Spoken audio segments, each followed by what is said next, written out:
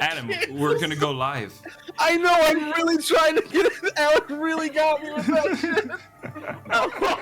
Hey guys, welcome to Soundtale Productions. How's it going? Good, man. We're just apparatus on. We're gonna play a little Pathfinder 2nd Edition for you tonight. This is our Unearthed Inheritance campaign, part of our Heroes of Histaeria campaign series that has 3 campaigns in it.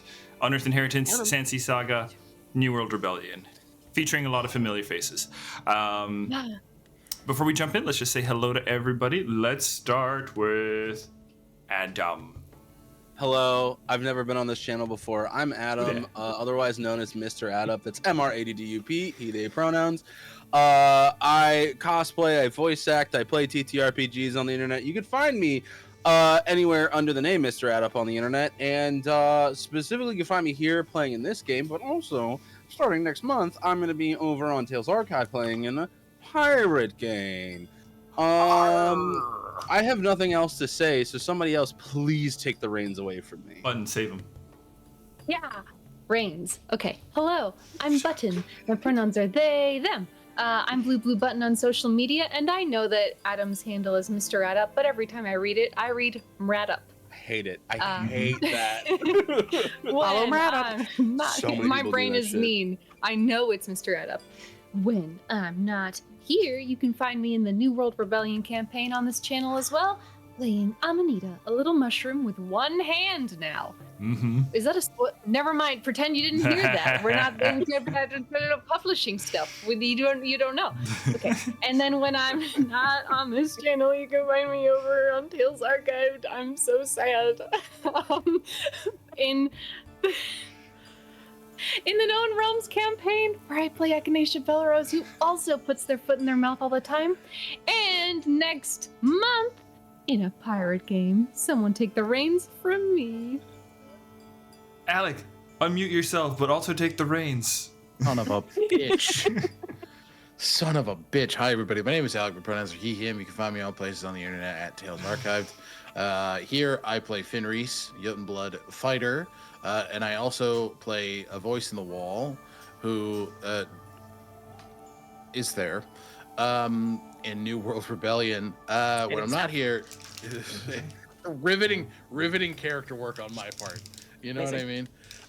When I'm not here, you can find me over at Tales Archive. I'm the Archivist for Known Realms Tolesh, and I will be the captain of Pirates of the Dual Seas, a 5th edition pirate heist campaign set in my world of Ayosha, which you've seen a little bit of the characters during ElfCon here at Stealthy Elf. So yeah, Hannah, catch.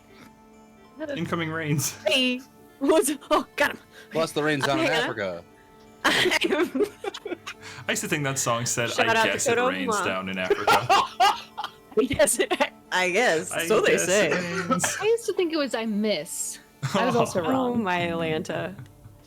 So I'm still Hannah. I'm playing Farron Balmyar tonight. Badass ranger bitch with a bow. Very classic archetype. So much fun. I'm also a farmsteader. You have to know that. If you're gonna watch this campaign, you must know that Farron is a farmsteader. When I'm not here, I'm playing Peminia Knackle over on our sister campaign, Sansi Saga. Lots of fun. Gnome, Bard, also Pathfinder2e, goofs. Yeah, other stuff here and there. Tales Archive, the usual. Catch us on the Pirates campaign. And I think that's it. Cool. Guys, I'm going to be your GM this evening. My name is David. My pronouns are he, him, and I am the game master for all of the Heroes of Histaeria games. And you can also catch me over at Tales Archived as Whistle, the Hobgoblin Fighter in the Known Realms Tolesh campaign. And starting in January, also I'm in that little crew of Misfit Pirate campaign. And you'll just have to see what unfolds. Yeah. All right, guys, here we are. Last session of the year. We're a little bit late. So we'll mentally imagine it's Saturday. Pretending. And make believe. weekend. I'm so immersed. All right. I think tonight's recap is brought to us straight from the barnyard by our very own Farron. Okay, so this recap is from the perspective of our beloved farmsteader, Farron Balmjar. She is, we're walking together, just kind of to set the scene here. We're walking together, and Farron sort of parts ways from the group, as she is wont to do. Her and Tulka kind of take their own little off-road path. And she starts speaking to Tulka, as she does when they're alone. Tulka, I need to get something off my chest. I feel I owe you an apology. I put you in danger by insisting we search that ship with Taruk, and you were hurt as a result of my carelessness. If it weren't for that life connection Cress had established before we parted ways, I'm not convinced either of us would still be alive. And for that matter, Cress couldn't have saved us without the help of their friends. It seems there's something to this whole relying on others thing. I'm still working out what it all means for me, but let's back up and review exactly what happened. So as we trudged past the ship graveyard on our way to meet Anatole, Taruk and I insisted on exploring a seemingly vacant ship, hoping to find something useful. But Cress was concerned about timing. I suggested splitting up. Cress was hesitant about it, and in retrospect, perhaps they were right in their reluctance. But in a heartwarming show of trust, they agreed to separate from us. But not without first establishing a life connection with me. That way they'd know if we were in danger. Brilliant, really. So with that, Cress, Finn, and the others continued onward toward the meeting spot, while we boarded the ship with Taruk in search of supplies. We almost instantly realized that the ship was not, in fact, vacant at all. We encountered those unnatural slug-like creatures that kept spitting at us. We were able to sneak around them initially, but soon enough we discovered that this ship had a captain, in fact, who was not entirely human anymore, I gathered by its disturbing appearance. Now that I think of it, it had a bit of a likeness to Captain Magnus. Meanwhile, apparently Cress, Finn, and Zin and Chimney were attacked by a couple of sargassum heaps and a pack of grindylows. No doubt just trying to protect their territory, but it sounds like it was a dicey encounter until Anatole arrived to save the day. The King of the Sand Sea, he is called. And a deserving title it is, as far as I can tell, for he was able to rush Cress to our rescue at exactly the moment we needed it most. But here's what truly took my breath away today. Cress nearly died coming to our aid.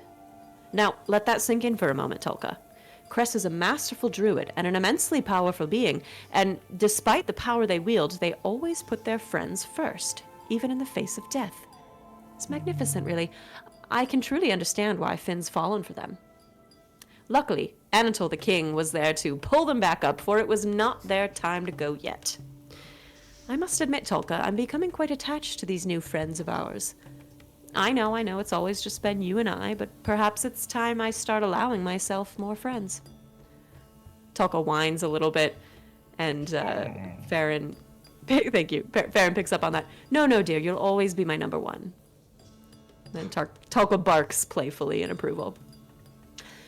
Come, Tulka, best not to keep the king waiting. And they meander back to the group. All right, fantastic. Go ahead and take a hero point for the recap. And perfect, that catches us up. We are going to, before we pick up with the group fully reuniting though, we are going to check in and see what our good friend Finn got up to while the party was busy rescuing themselves. Finn. You...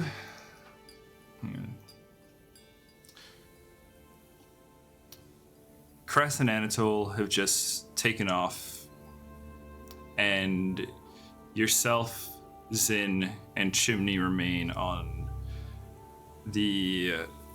this post-apocalyptic beach. Couple of giant seaweed heaps, lifeless behind you, grindylows littering the beach. You suffered quite a few injuries, but you've been healed up, so you're back on your feet at least. But as you stand here, the sand sea spreading out before you. What's on your mind? I think the first sentence is just Finn. They're going to be all right. It's going to be all right. I definitely need to know more about Anatole. There are a myriad of questions and like reassurances. I think that Finn's trying to offer himself. There's the struggle of being apart from the group, especially with like how that's gone in the past. There's the curiosity of seeing another person who is taking on these draconic manifestations, but then he kind of grounds himself in the moment, his fingers trailing the two runes that he's carved for himself, and he sort of turns to look and see how Zin and Chimney are doing. Just, you lads all right? That was a hell of a scrape. They both turn around and they appear in good shape, as in a hearty thumbs up. Yeah, I'm doing all right. You okay? You took a nasty hit at the end there. Took a few. I'm good. I'm all right. Yeah. All right. Thought you went down for a moment. Wasn't totally sure. Neither am I, to be quite fair with you. But I'm up now. That's what matters. He kind of, I think he squeezes the elixir of life that Cress handed off before they left, and just, I'm taken good care of. Is there anything I can do for you two in this moment? Chimney pulls you over and says, "Well, if you don't mind, I'm looking at these creatures. I think we can probably take some of this seaweed and I did you see those spores that were coming off of it? I think it's these bulbs here," and kind of like moves up towards them, pokes it with a claw, and it just pops open, and the spores release. And Chimney backs up. Yeah, I think we can maybe harvest some of this stuff, huh? Bring it back with us, see if we can turn it into something useful. I could give you a hand with that. Perfect. More hands, the quicker this will go. Just be careful, don't pop them. Understood. Don't pop the spores. Don't pop the spore balls. We just want to. Let's see. And the two of you kind of start wading into the chunk of this. Give me a quick survival check. Let's just kind of see how many spores you get. Yeah. How successful are you at spore harvesting? Finn's back, baby. Natural 20 for a 30. Finn is back, baby. Finn. Yeah, baby. You are able to collect 6 strands of spores. Now, this is an actual item in the game. Yeah, so these are sargassum vials. You'll need an alchemist to make them. I know one. Where will we ever find one? You got the material to harvest. How do you spell sargassum? That's an excellent question. Roll I got for it. Oh no, sargassum. Roll for spelling. I'm staring at it in demiplane right That's now. cheating. No. Okay, so cool. Finn, you are able to harvest. You're able to harvest these strips of seaweed. Chimney, regaling you with their prospects when Zin calls out, "Hey, check up there!" And you guys look up and you can see 4 large creatures flying towards you, quite fast. And as they get closer, Zin goes, "Chimney, look who it is!" And Chimney pops out, "My babies!" And starts running forward, flapping excitedly, and starts waving, hailing them down as you see 4 hippogriffs kind of move in formation and land. And as they kind of stomp on the sand, they flap their wings. Some of them squawk or roar or score, whatever it is hippogriffs do. And Chimney runs up to them and just starts mothering them, just starts pruning their feathers, checking their feet, and just squeezing them. So excited to see them. But you see that they are led by one individual who dismounts the lead hippogriff, an elven man, pale in complexion, dark eyes, hair slicked back very tight and very neat, and dressed in fairly close-fitting armor.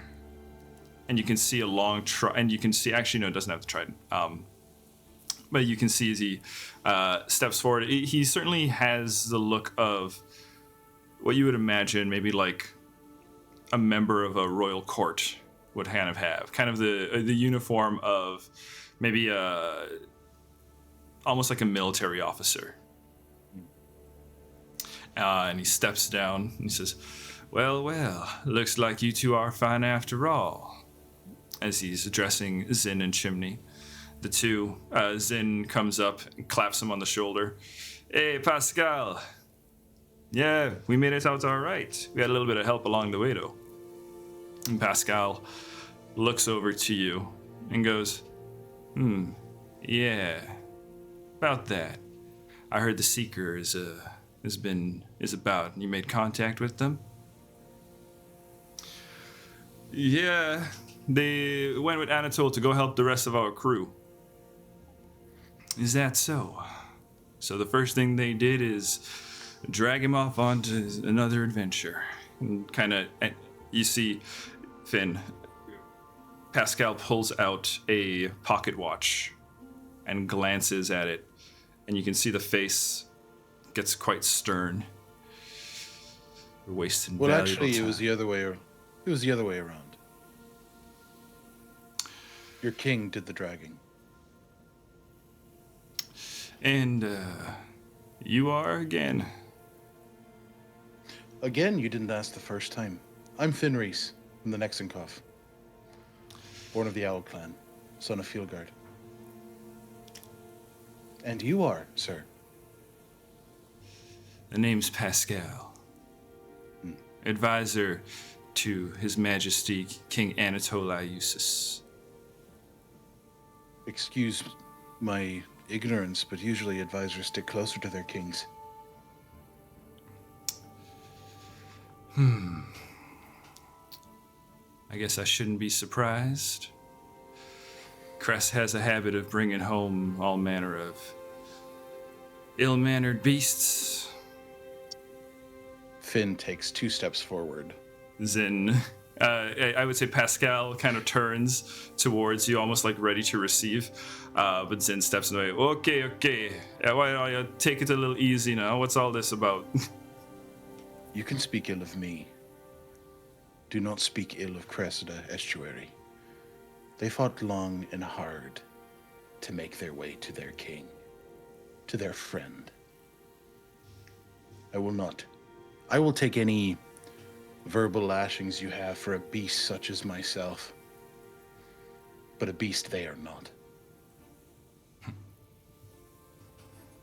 Well, at least this one seems to be loyal. Watch your tone. All right. To all you.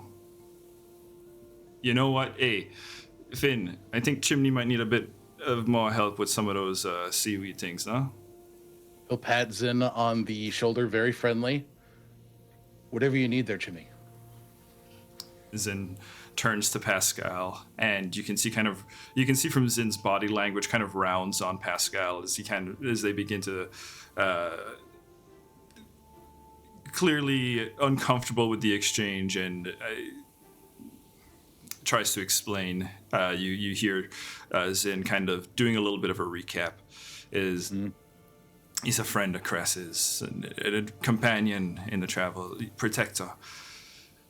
And as you can see, he's got a little bit more going on to him. It looked familiar, doesn't it? And you could see the two. As you're kind of walking away, the two of them kind of highlighting certain characteristics of you. I think I imagine it's very clear to see what characteristics those are. Yeah, exactly. Yeah. Okay. And just around this time, Finn, you look up and you can see just at the top of the mound that will now kind of flow down in a switchback onto the shore. You see the party.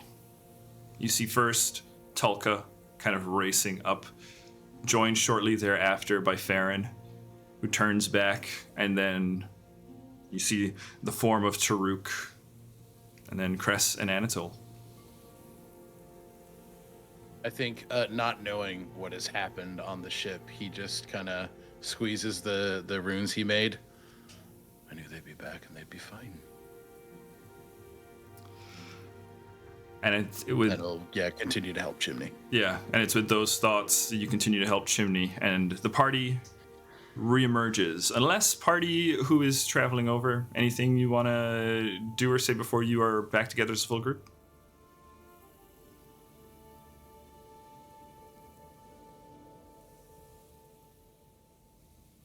Button, you look contemplative.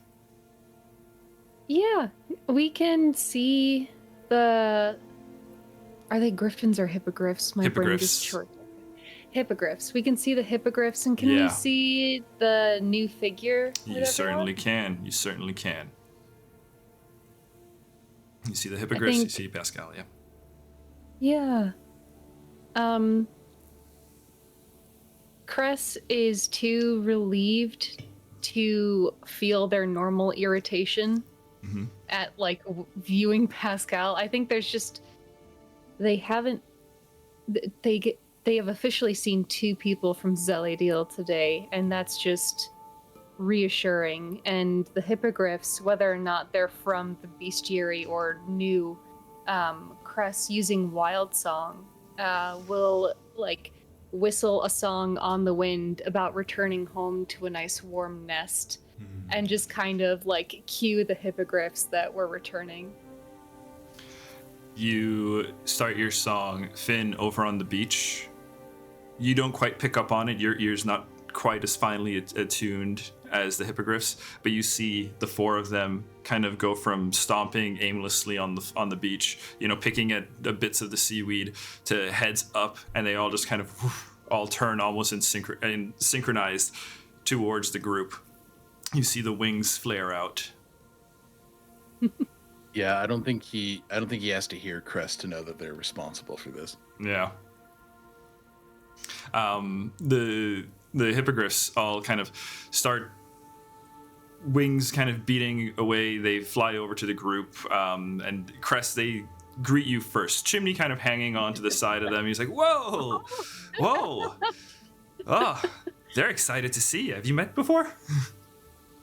Oh yeah, we go way back. Hey there, Bluesy, and they and nuzzle the first one that came up to them. Yeah, he kind of nuzzles you back.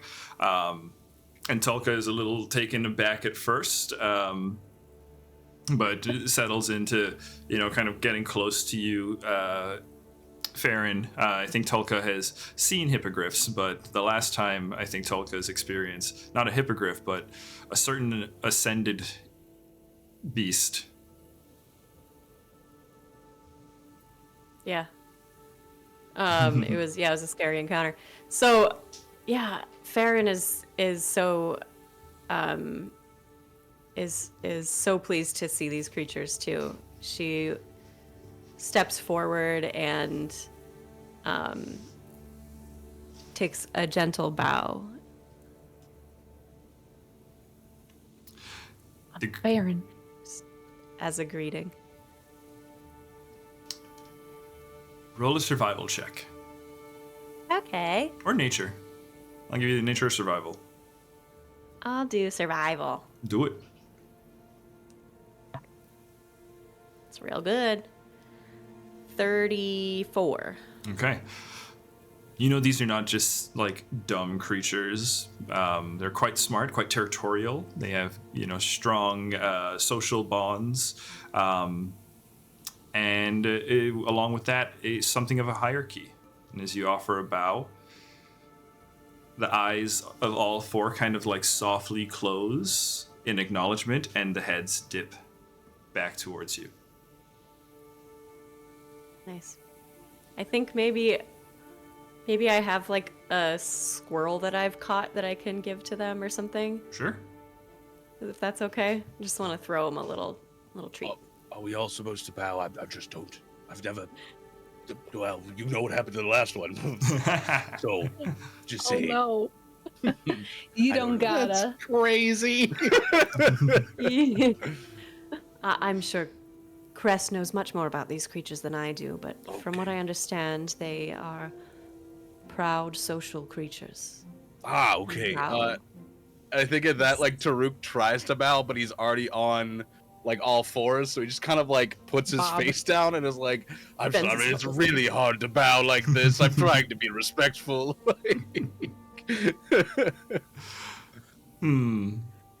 Go ahead, roll the nature check or survival. Alright. Let's see. All right. Well, I probably won't survive, so no. No. Let's see if we have to end up rolling Oh. initiative. Well, kill me off, I guess. My character sheet closed as I went to do it, so give me 2 No. Oh seconds. no. I like literally like clicked the tab and instead I clicked the X and I was like, "No, okay, well, Hate to no. see it happen. Okay, we'll do that. Finn, You you hate to see see it blood happen. I wish you spraying could up in the air and Control Z feathers. those moments. No. you said nature or survival? Yeah. Great. I'm gonna do survival. All right. Yeah, that's 2 plus 10, so 12. Okay. They kind of regard you quite coldly, I would say. You know, they kind of pull back, a little unsure of you as you're kind of stumbling forward. I mean, they're not aggressive with you, but they kind of move off and they stick very close to Cress and Farron. Yeah, that makes sense. Anatole walks up behind you and says, "Yeah, they don't like me much either." Yeah. Well, right.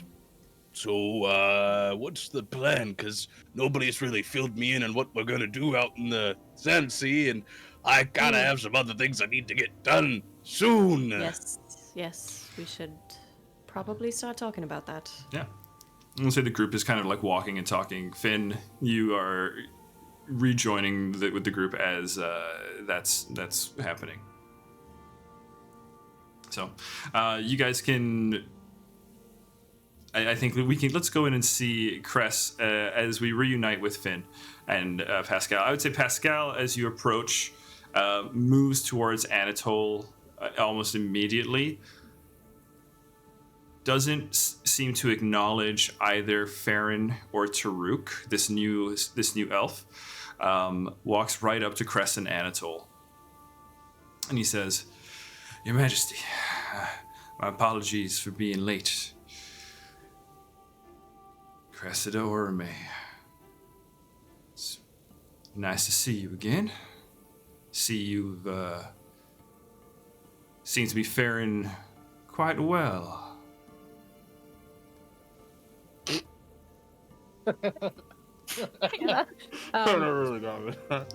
Fair. Damn it! I was about to say fair enough. Fair off. Oh no. Farron off.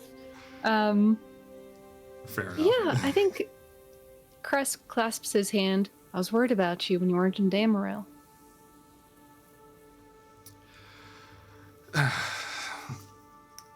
Seems we're a bit ahead of schedule, but still, you're still a welcome sight. After all, you are an ally of His Majesty's. You're welcome, set too. They don't know if they believe that, but they're like, all right, we'll let that one lie. Yeah. Let me introduce you. Have you met Finn yet? And then We've become acquainted. all right. And this is Farron Balnyar. And Helped. oh, no, go ahead. Sorry. She's been instrumental in the movement of Terraphants in the past. Very impressive. You can see Pascal looks at Farron, and Farron kind of arches an eyebrow and reaches in a bow for your hand, to offers to take your hand. Wow, whoa, easy, Are you- easy. You gone? We have to censor it out. Oh, sorry. Oh, there we go. Sorry. It's crazy. It was green, but nothing was happening. Yeah. Nothing is happening. Oh yeah, that's me. So okay, so you bowed to me. Yeah, Pascal yeah. bows, very courtly gesture, greeting to you. I think she mimics, a bit uncomfortable, has never been Sure. really around highborn, people of the court Sure. very often, but she's comfortable bowing to the hippogriff, so she's gonna bow to Fair this enough. one too. Fair enough. Fair enough. Pascal offers to take your hand, and if you allow, kisses the back of your hand. It says, "Enchanted to meet you, Farron." Oh fuck! Sorry. Did you not know your mic was on? Alec, Oh my god. that was exactly what I was hoping to get from you. God, I didn't like that. Enchanted to meet you. Oh. I think Farron is just so taken aback by it. She's like, she's never, it's been a very long time since she's been flirted with. Let's put it that way. And so she totally flushes. Her face is like bright red, and she just kind of like pulls her hand back and smiles a little bit and just kind of casually goes back to petting the hippogriffs like she's got stuff to do so that you can't see her face blushing. Pascal's face is just beaming. He's got a huge grin on his face as he moves on to meet Taruk. And this is Elder Taruk. I don't know how much I'll let you do the honors. They don't know how much you want to say about your city.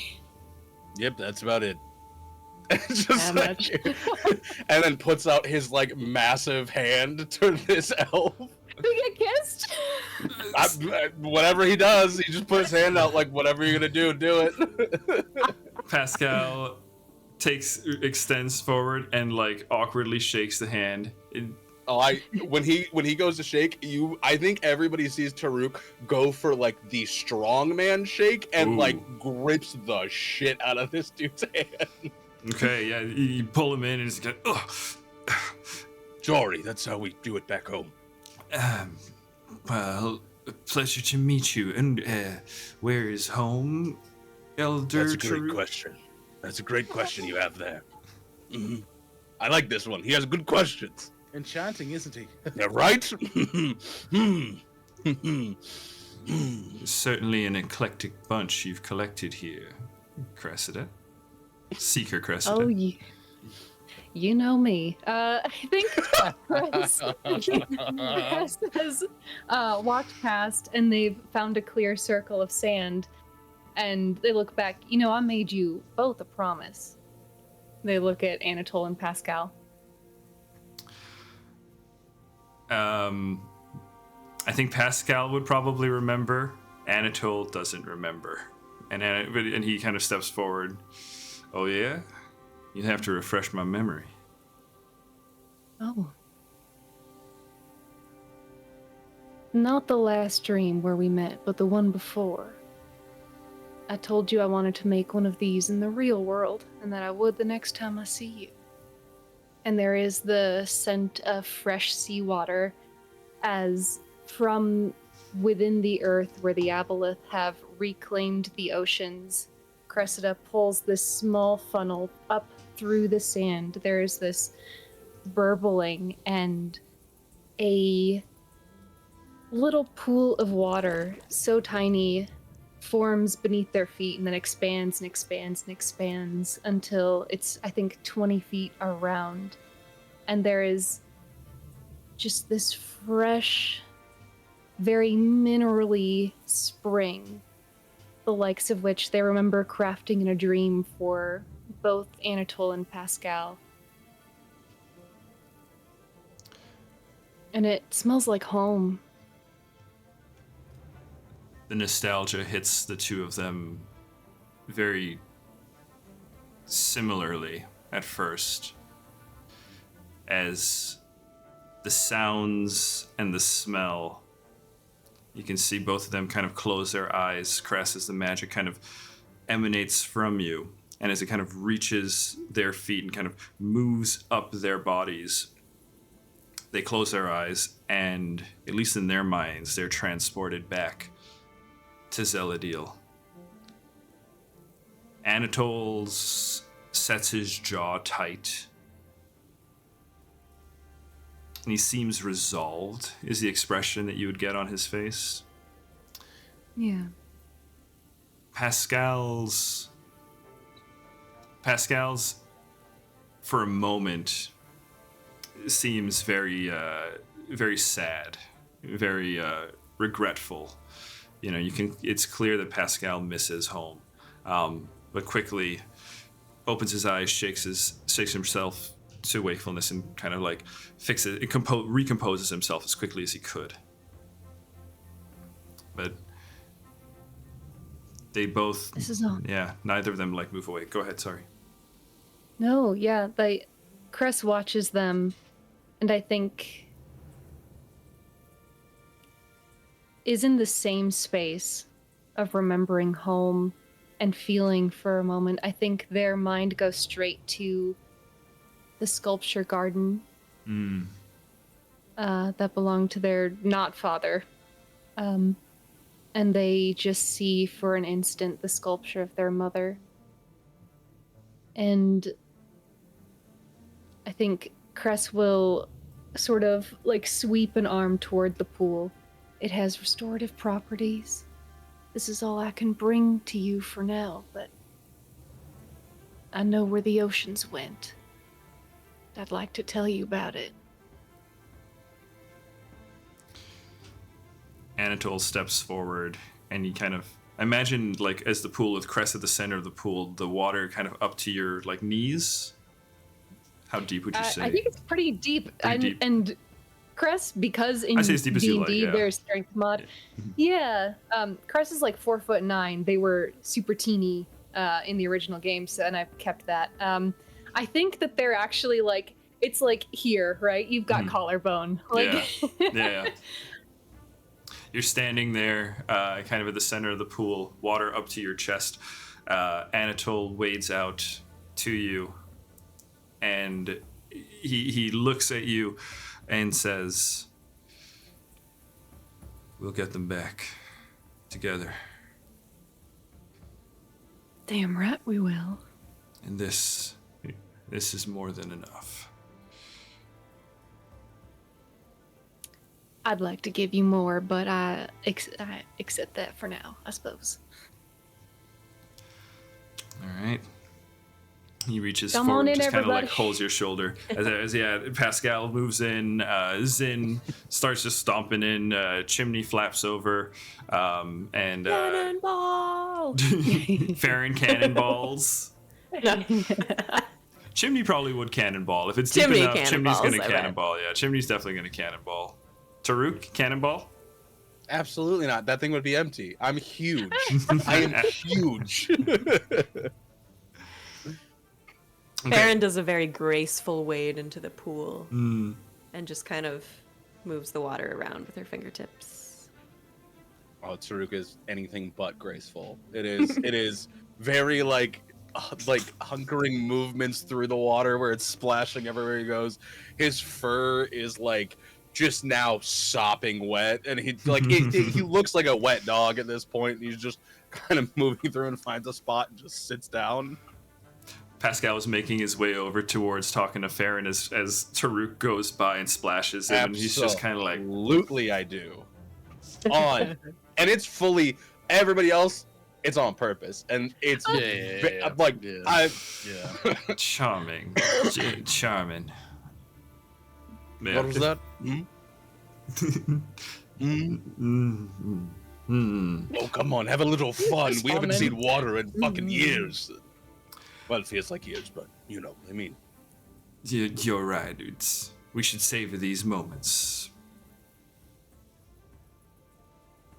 Where's Finn? Yeah, I was gonna say, where's Finn? Yeah, Where's Finn at? Finn. Where the fuck's Finn?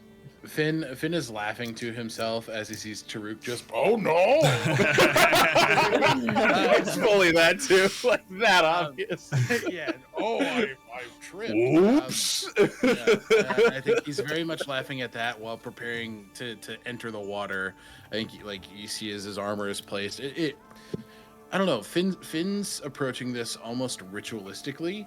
I think that there's a back home. I think there are these pockets in the mountains where there are these reserves of waters, almost like those like mountainside natural hot springs. Yeah. And I think he just puts all of his equipment aside, like gets on his knees, puts his hands out, and like just kind of bows in front of the water that's been created before very like slowly entering it,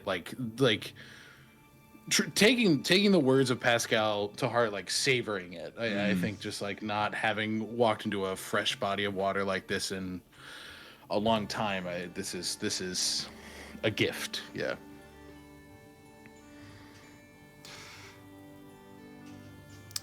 That gives me very Ghost of Tsushima vibes. Yeah. It's exactly. Yeah. It's like Ghost of Tsushima meets like Kratos when he's like unbunking and he's about to. Oh. Yeah. Anatole ends in Anatole is still quite fatigued at this point. I know this is going to heal the fatigue, the spring, but until then, he's going to kind of just move off to the side, and he kind of shuts down, closes his eyes, and he just kind of savors being in here, right? And that's what it seems. But Farron and I think Cress, the two of you, give me a perception check. Where are my dice? On fire today. It's another 34, baby. 34. No. I rolled an 8 plus 15 is math. 8 plus 15 is 23. 23. That's still a success. I'll say what you get. I'll give Farron. You're going to be a crit success. Cress, what you both see is as Anatole settles in and kind of closes his eyes and he starts kind of breathing, kind of slowly and deeply, almost like you could almost imagine that he might be asleep if you were just walking by. You could see Pascal pull out that same watch and glance at it. You both catch him checking that silver pocket watch. Farron, what you get though is him. He says, "Still got another 3 hours." Yeah. Farron says, 3 hours until what? Just putting the watch away. Nothing, my dear. Nothing to fret about. How are you doing? This is a mighty nice gift Seeker Orome has given us.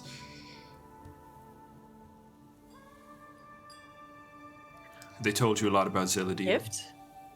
Sorry. The pool, gesturing to kind of the pool. The pool. Oh, I see. Yes. It's refreshing to see water again. Are you waiting for something? No, I'm just, it looks like we're taking a bit of a break, and I figured I'd just get to know yous all. Since you traveled with my good friend, I'd like to hear of your tales. Can I tell that there's tension Roll a sense motive. between Cress? Okay. You're who? That'll Alec and Adam's expression this entire time, just the frowns. I know, Both you're like, just sitting there, just this like is canon. This is I canon. messaged Button privately, and I was like, Alec, want to slap the slime off of Pascal's upper lip. don't need a bunch of. I don't like him, dude. Canon in Nobody this likes hot him. tub. Canon is across the hot tub is Finn and Taruk just being like, This guy. As he's like leaning, he's doing that scummy kind of like lean up on the side, like yeah, exactly. Button talking to Farron. I rolled a 32 for sense motive. 32, yeah. I think between kind of the formal addressing and kind of the sneering expressions, you catch that, yeah, there's definitely some... These two, at least on Pascal's side, seems to think quite little of Cress. I think that's what you'll catch immediately. Yeah. Well, Farron's not having any of that. She's just going to close her eyes and drop further into the hot tub and start refocusing for 10 minutes. Okay. Oh, guys, how gross should Pascal be? As gross as you want, my friend. I mean, I didn't know if you wanted Friend, combat. that's your husband. I don't know if you want combat tonight, but Okay, yeah, you're right. We'll take it. No. We'll take it easy for now. No. Be gross. Pascal is going to just sit in there and gross as you want. just kind of ask, like, I think we'll spend the time with Pascal just kind of asking kind of a few questions here and there to you, Farron. Just Come here often. yeah, exactly. That's exactly what I was kind of thinking. I honestly wanted to open with that line when you first walked up. oh god. Farron says, no. And just stays with her eyes closed. No. Refocusing is tricky right now, but you're able to do it. Don't worry. Do not. I Got think his ass. Cress, we rolled the healing last time. I think it was 57 is what you got last time. It was a big number, and I Yeah. put it in the chat, but I don't know where. Okay. Maybe in... Oh gosh, let me load Holy it. players. fucking shit. I didn't write it down, Nope, but yeah, none 57. there. Here, I got you. Okay, Yeah, 11, 16. Yeah. This one. 57, and then it gets rid of one of the conditions. Fatigued, which is really quite handy because some people, Anatole, are quite fatigued. The king is tired. The king's He's tired. tired. I'm tired of this, Grandpa. The king is He's tired. sleepy. Long nap the king. Long nap the king. Long rest the king. Okay. Long rest the king. Session title. Long rest the king. Okay, so party, you will heal up here during this time. Just as Anatole begins to wake up, nearing the end of the hour, Pascal moves away from you, Farron, and says, "Well, I think it's time we head back to the Citadel, isn't it? Don't you think, Your Majesty? We use that time to travel." And Anatole looks around. Yeah, what do you all say? Should we take this party back to our place? I can't wait to see your place. Is it close by? By Hippogriff, yeah. Lovely. And then Chimney looks around and goes, okay, but there's one thing we haven't considered. We don't have enough hippogriffs. Well, I don't need one. I don't think I need one either. Anatole says, I definitely need one. yeah. Anatole says, trust me, to get to where we're going, you're all gonna need one. Oh. I can handle myself, and maybe Cress need a lift. Yeah, absolutely. Can we fit two? So we can fit two on one hippogriff? Yeah. But I'm a big boy. I was gonna say, yeah, maybe Chimney Yeah. and Taruk. And Chimney can also kind of glide behind. Chimney doesn't have the wing strength to like actually do real flying, but Chimney can glide behind on a piece of rope or something like a kite. And then All right, I guess I'm taking Tolka. that's gonna be tricky. Was there a different? Is there so- another way? No. Finn has wings. Finn has wings. Finn has wings. Since when? Since we've redone the character sheet. Yes. Oh. Since we moved to demiplane. Since we moved to Demiplane. Oh. We doing it? I think we're doing it. All right, we're doing it. Let's go. Let's do it. 1 sec. I think as if I can play off of the moments that have happened. Sure. Anatole says, I can give you a lift and like I can take care of myself. And he Finn very clearly in his mind sees, am I gonna die? I know, I just realized like that came in a lot heavier than I thought it was gonna. Dog, chill the fuck out. We're rolling initiative? I'm gonna fight my inner demons. Wait, what is roaring? Hang on. There's a new song. Roar.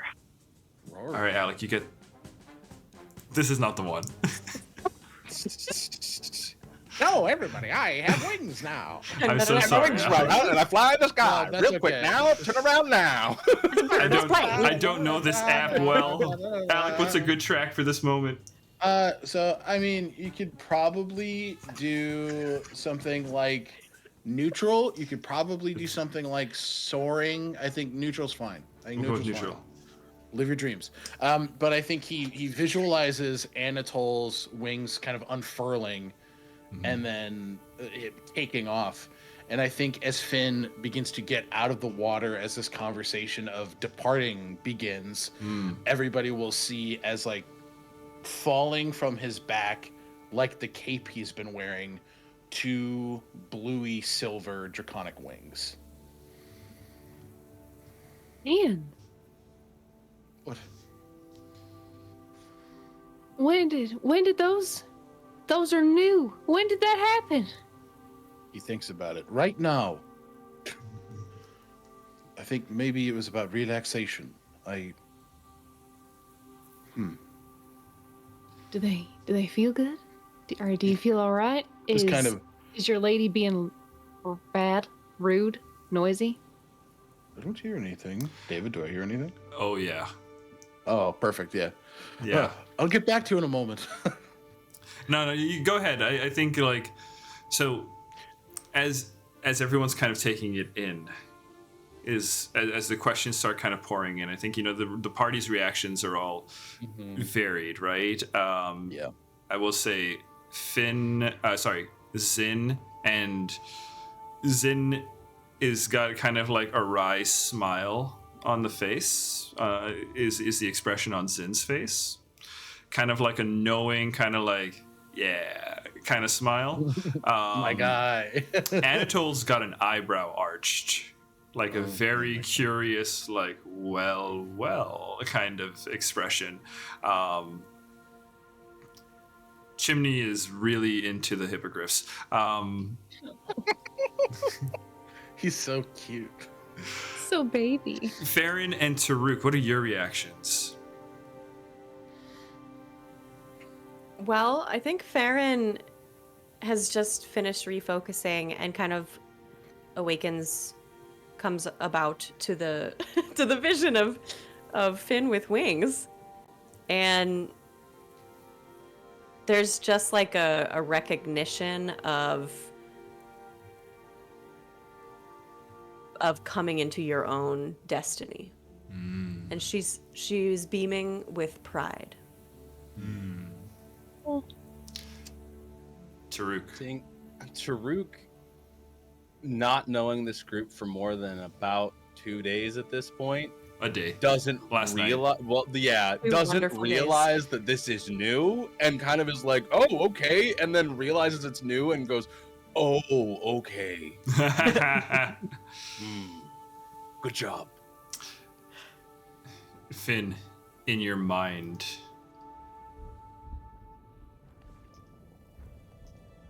Oh no. You die. Your mind. You dropped it. in your Sorry. mind, you hear chains rattling. Sorry, not in your mind, but like kind of like internally, as all these reactions, you start to hear kind of the chains kind of rattling. You hear huffing. Yes. You're not fully like transported, but you can sense Zephrein's presence kind of like pushing up against the barrier, the edge of you.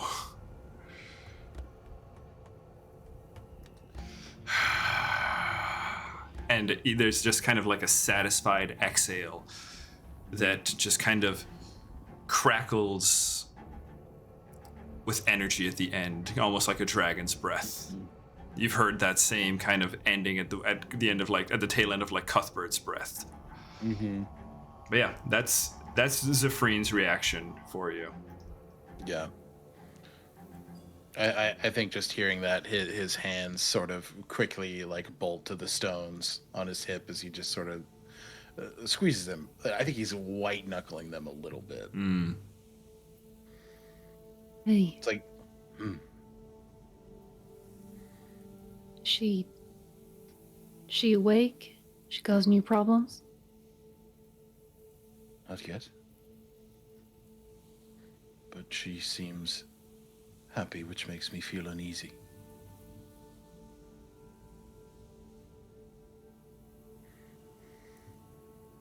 It's gonna be okay. We are gonna figure this out. I imagine you two, they point at Anatole and Pascal, might have a lot of insight.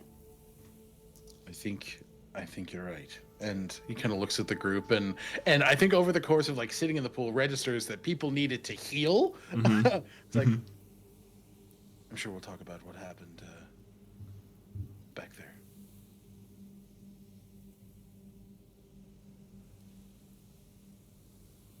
I'm all right. I'm fine. He kind of gives like a knowing, you say you're fine a lot when you're not particularly fine. Only if you want to.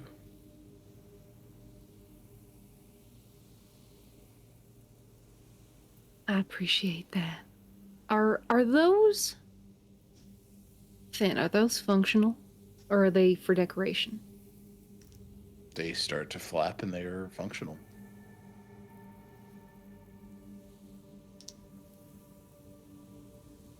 Slap me sideways and call me a mermaid. Mermaid. I won't do that. It's a Zeladiel expression. Yeah. Well, if Anatole's got you taken care of, I can carry Tolka if she likes. What do you Tulka think, wags Tulka? happily. Tulka really likes Finn. I think that's one of those things that's very clear. Hell Tulka yeah. likes I Finn and like that. Taruk. Tulka likes big guys. Yeah. Tall He'll tall do- men Tulka are is Tulka's Quincy. thing. Yeah, Tulka Yeah, is dude. Quincy. Boy squad. All bearded men. Boy squad. Boy squad.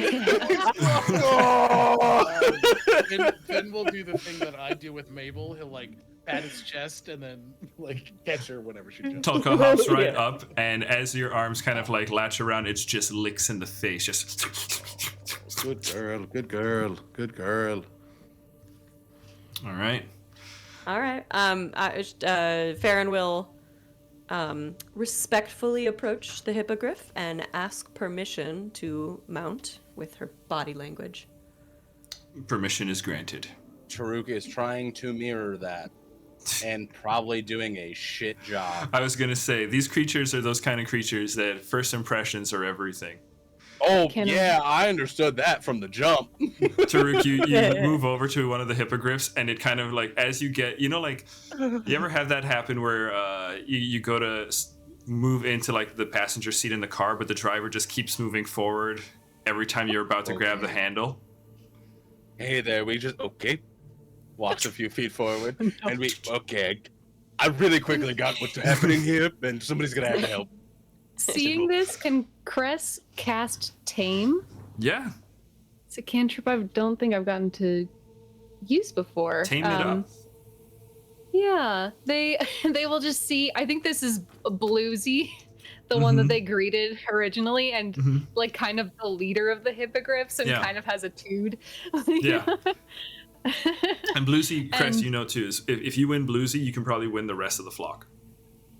All right, good to know. I think Cress is not going to like stop Bluesy physically, but they'll walk on the other side of Bluesy, and in their wild song, they will sing about making a nest bigger to fit a family that's growing larger, and they'll cast Tame as they do so.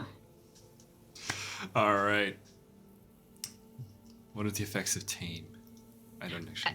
As you make comforting sounds and gestures, the wild song, you approach the target in a friendly manner, combining caution and confidence. You improve the target's attitude to you by one step. It's just to me. That's okay. No, that's okay. You're totally like vouching for, you're kind of giving him, you're giving Taruk your cosign, saying like, no, he's all right, right? He's cool. He's cool. Yeah. He's with me. Yeah, he's with me, and Cool. Bluesy with between the tame spell and just general history with you, Bluesy trusts you. As you rest your hand on Bluesy, Taruk, the hippogriff stops and just kind of like looks over its shoulder and just makes eye contact with you.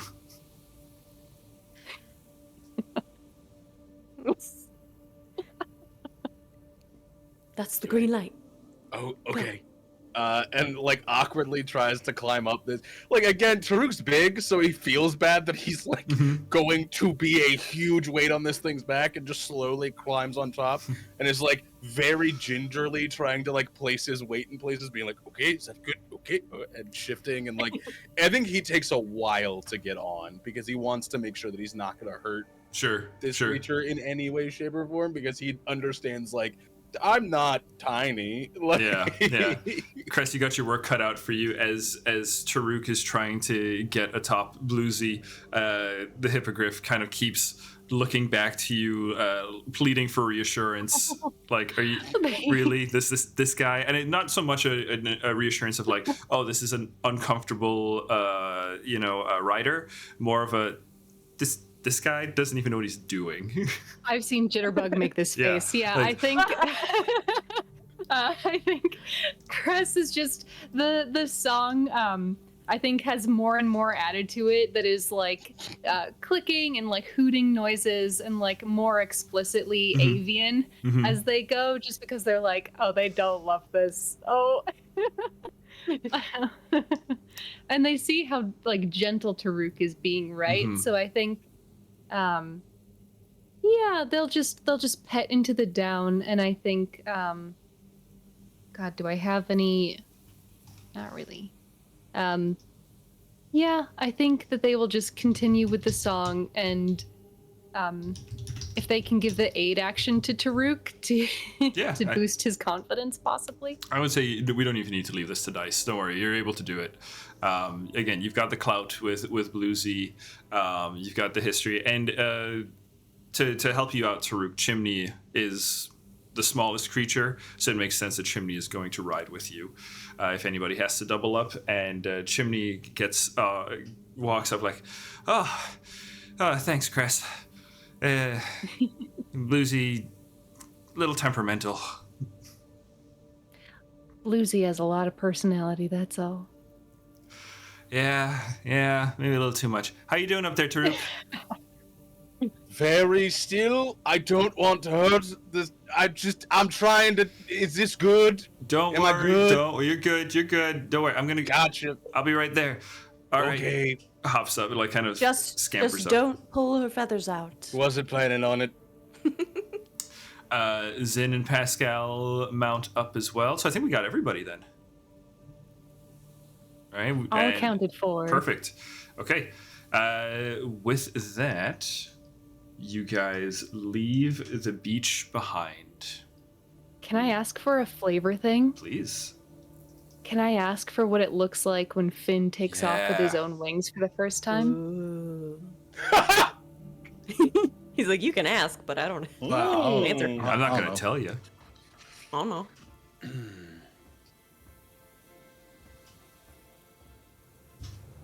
I think that it's really awkward. Like, I don't think it's really graceful. I don't think it's really.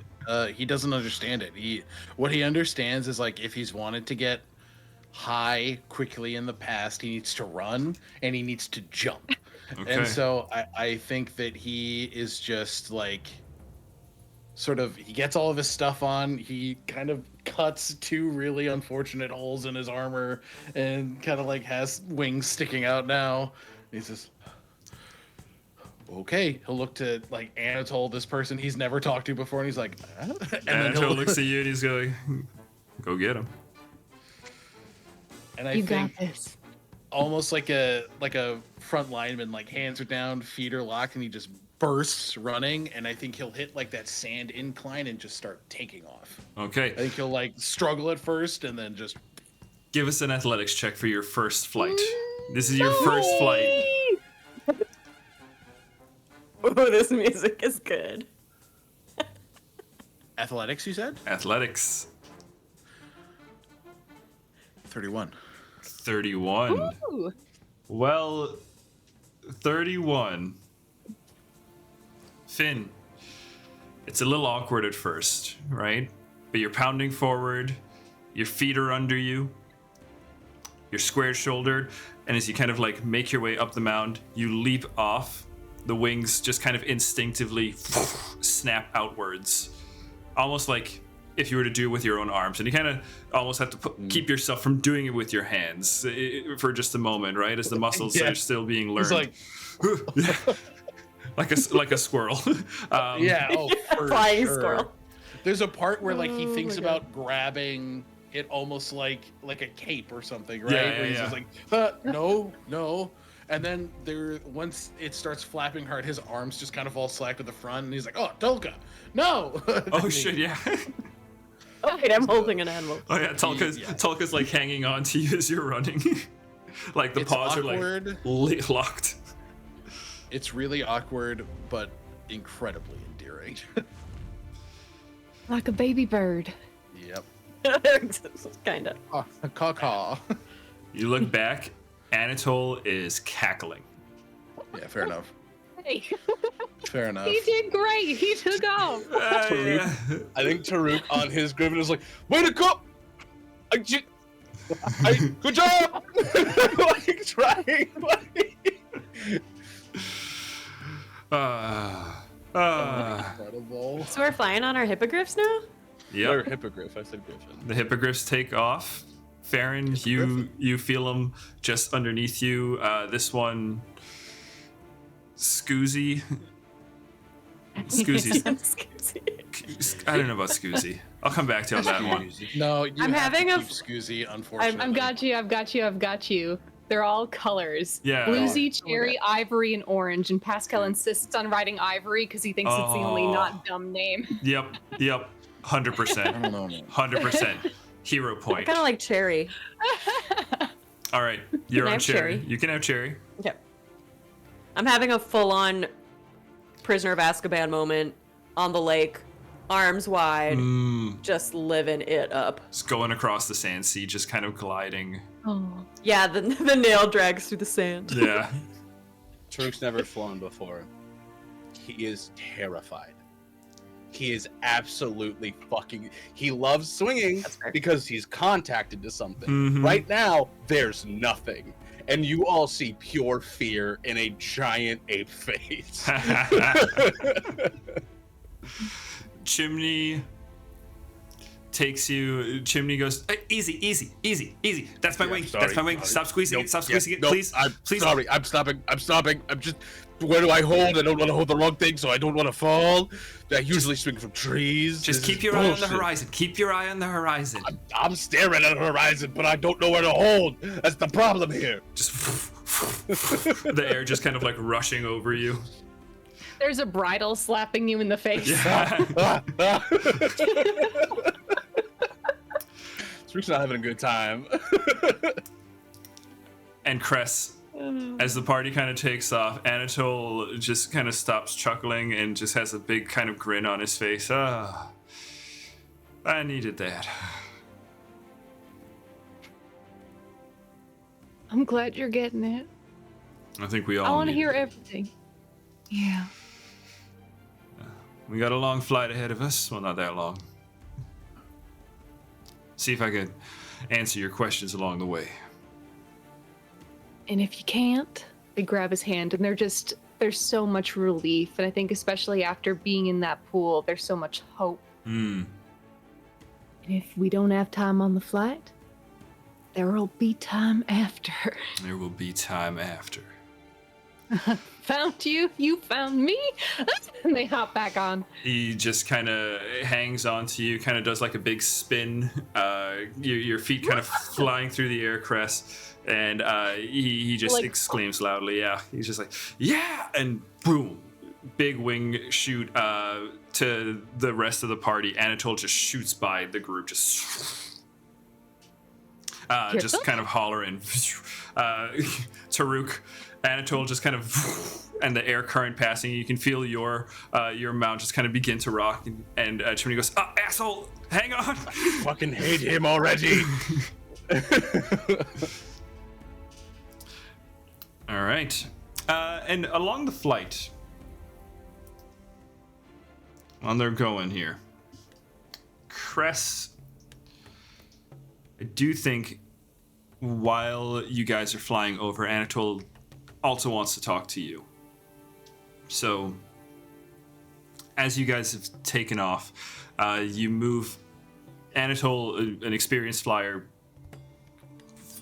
glides and swoops upward so that the two of you are the highest in your group, right? Looking down over all of everybody, you can just kind of see them as they're kind of gliding across the landscape beneath them, right? You see the beach, the sand, the shrubbery just kind of kind of browning and drying, right? The air is still quite hot, but as you are making your way further, again, we don't have quite a normal day and night cycle.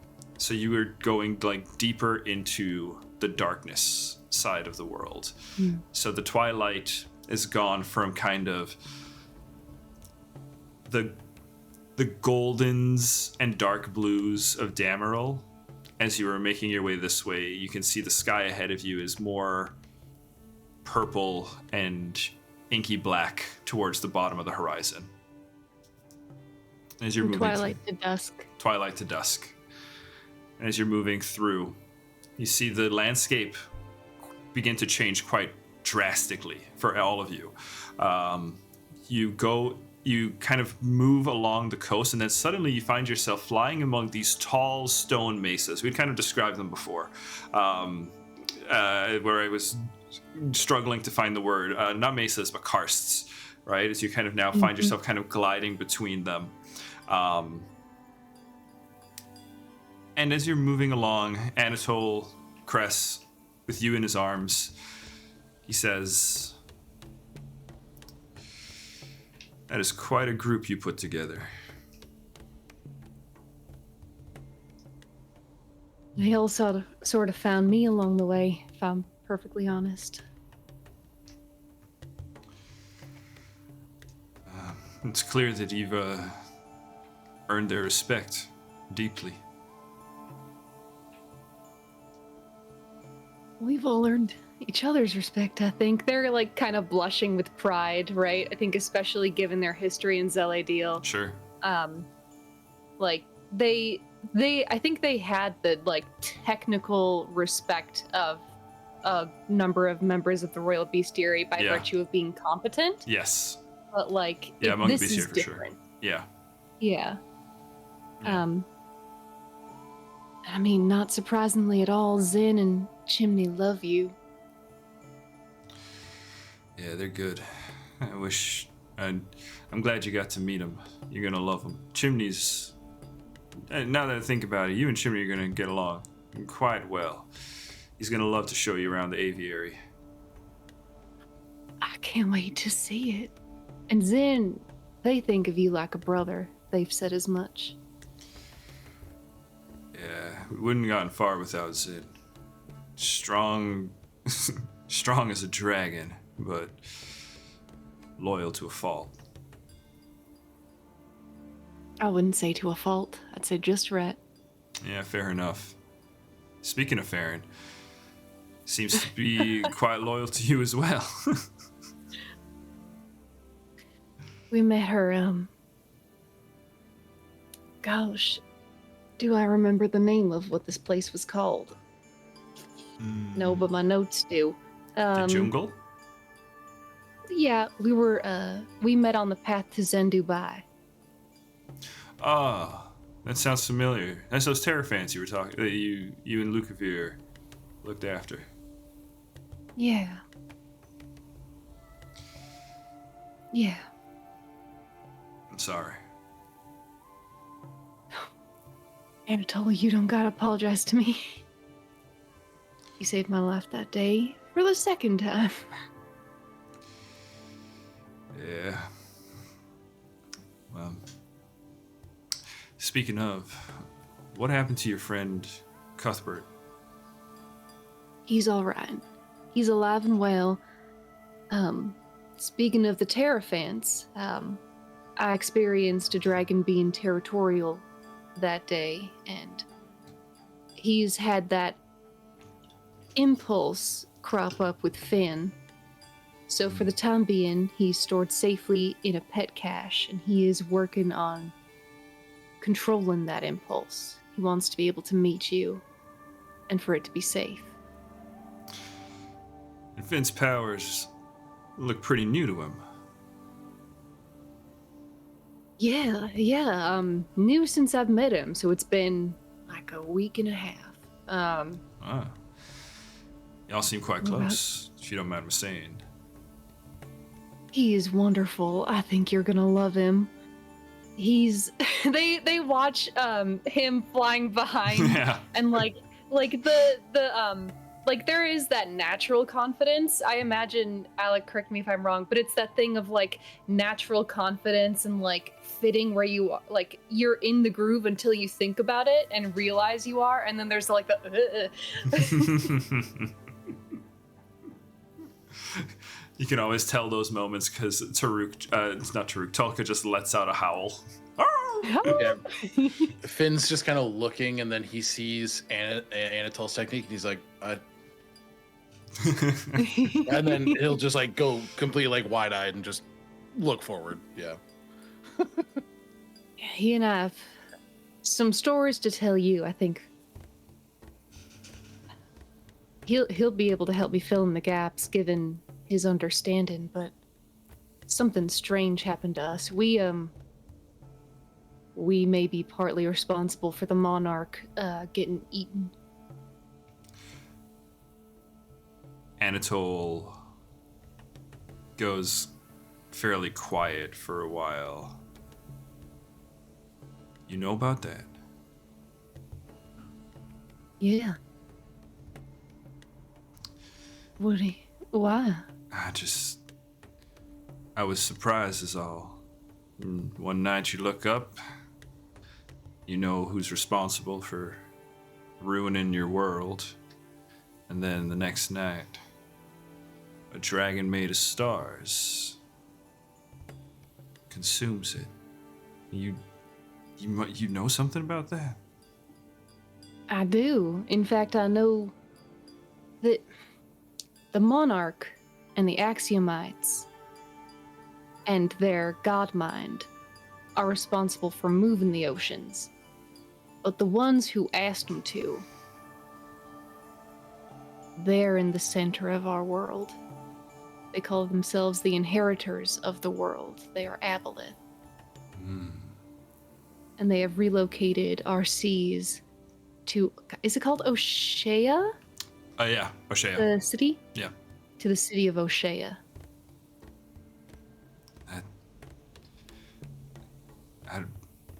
I've heard of that city. It's supposed to be a myth. No, it's not supposed to be a real place at all. I'd prefer it wasn't a real place, to be honest. They appealed to the god mind of the axiomites, which is on a different planet. I've had my mind a bit expanded in the past 2 weeks.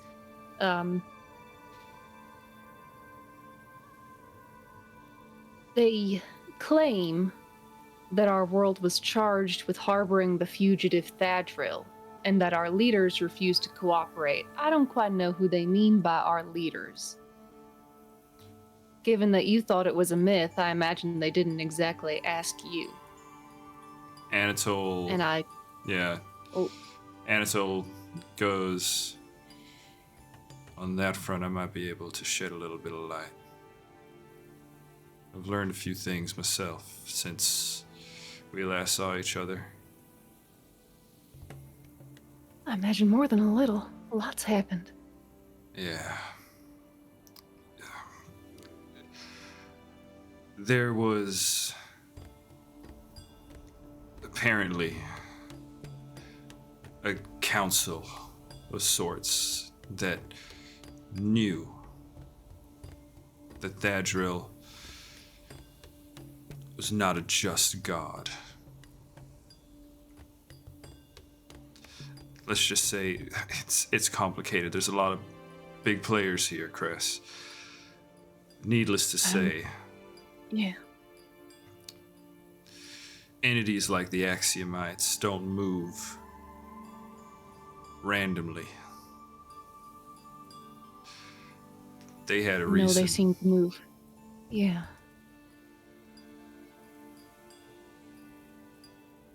I believe it. The entities who called us to bear against the monarch, who at the time we viewed as, our enemy, stole the oceans, sent down monsters, killed so many. We went to face the monarch and were led by a group called the Brother of the Gilded Cannon, of which Cuthbert was formerly a member quite a long time ago. We faced their forces, and by the end of it, Thadril cracked out of an egg, and all I could think was, is this it? This is you fixing it? He didn't fix it. He ate the monarch. He didn't bring the oceans back.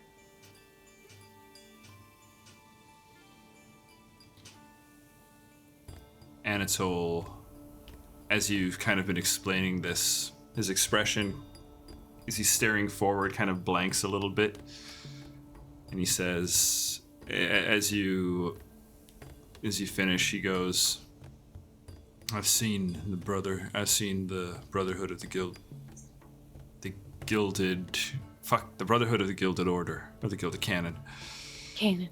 I've got memories of them, Chris. What? It's complicated. It's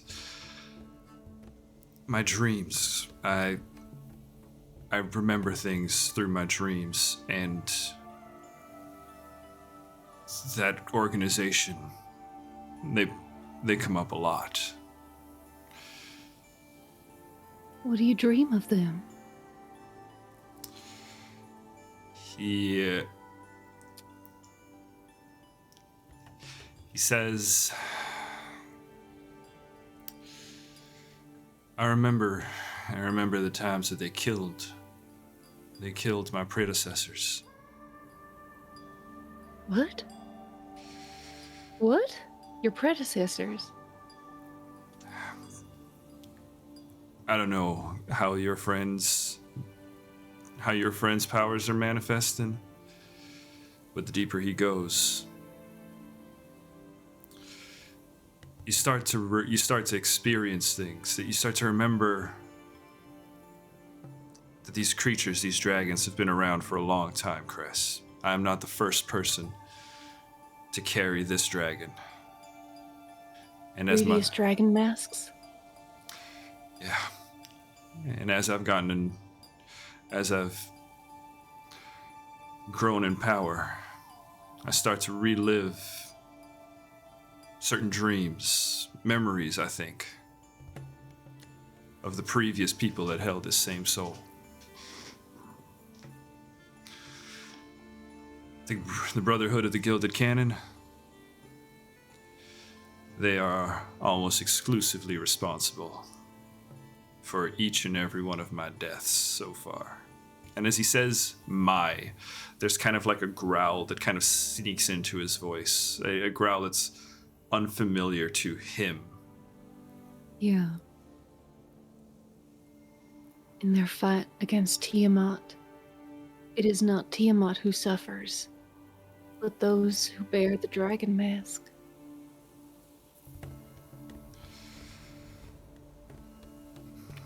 when we get back, we gotta have Zin show you a few things. Zin was once a Draconist monk. Draconism, Cress, you know, is one of the forms of religion in Histaeria. Orogia being the, worship of the Pantheon of Oros being the primary religion, but as the over the last couple hundred years, as the Dragonkin have arrived on the continent, their religion is somewhat. You've heard about it. I would say that. Are you trained in religion? Oh. Okay. I'll just say you've heard about it. You've heard about Draconism. Okay. Excommunicated now, but did take up quite a few teachings before they left. I imagine you're embracing this power. This inner strength. But I also imagine you don't want to be Tiamat's tool. And that's just it, Cress. Tiamat's a complicated figure. I think after you talk to Zin, you might change your opinion a bit. Certainly opened my eyes to an alternative narrative than what we've been told. Press is nervous about it, but they remember that visit to the Kiguana with Lukavir. Cuthbert and Lukavir broke away from the Gilded Cannon. I remember watching the hatchlings of the Kiguana. And when one was born a dragon mask,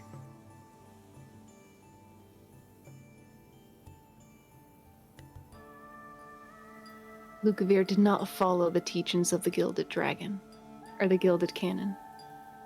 We left. He chose to be free. He's a good man.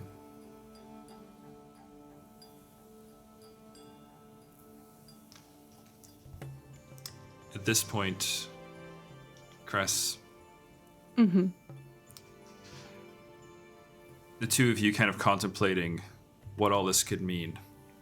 The party, as you guys are all kind of moving closer and closer to your destination, you start to see up ahead, hidden amongst these karsts, these towering earthen structures, these giant earthen towers, you see a roiling mass of gray clouds. You see a storm up ahead. You see lightning forking into the air. And as you get closer, Anatole begins to smile. As you get closer, suddenly there is a circle, a spiral, like a maelstrom within the clouds, and a path seems to open up. The mounts, trained, all kind of fall in and fly through this cyclone of churning clouds. The storm, as you guys are moving through on all sides of you, through this tunnel. And up ahead, as the clouds dissipate, you see a spectacularly imposing structure. You see a massive castle of blue-black stone, a massive blue-black stone tower resting within a ring of clouds. You see tall, swooping archways and the thick towers. Clearly, as you look at this structure, it's clear that its inhabitants were meant to be a lot bigger than normal people. And I actually do have an image I can show you. Let me just move our stream over to our map here so you can see what the players are seeing here.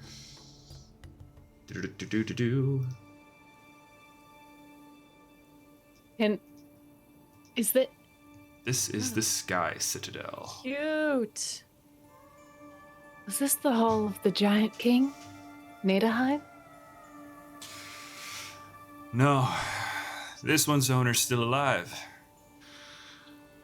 It's our pilot. Incredible. There's one more in our company you need to meet. As you guys swoop in, you can see that, and you guys kind of move towards a courtyard in the center of the structure. I mean, this thing is like roughly over 1,000 feet tall, and easily over 600 feet wide. It's a massive structure. And as you guys are kind of landing onto the courtyards, that's where we're going to take our break for tonight, and we'll be back in about 10 minutes. David, it's so pretty. Welcome to the Sky Citadel and the world of tomorrow. The world of tomorrow. The world of tomorrow. The world of tomorrow. All right, guys. Mañana. The world of mañana. All right, guys. Hey, we're going to be back in about 10 minutes. Thank you so much for hanging out and sticking with us. We will see you in a few. Go stretch your legs, get a drink of water, let your dogs out. Bye. Bye. Bye. Bye.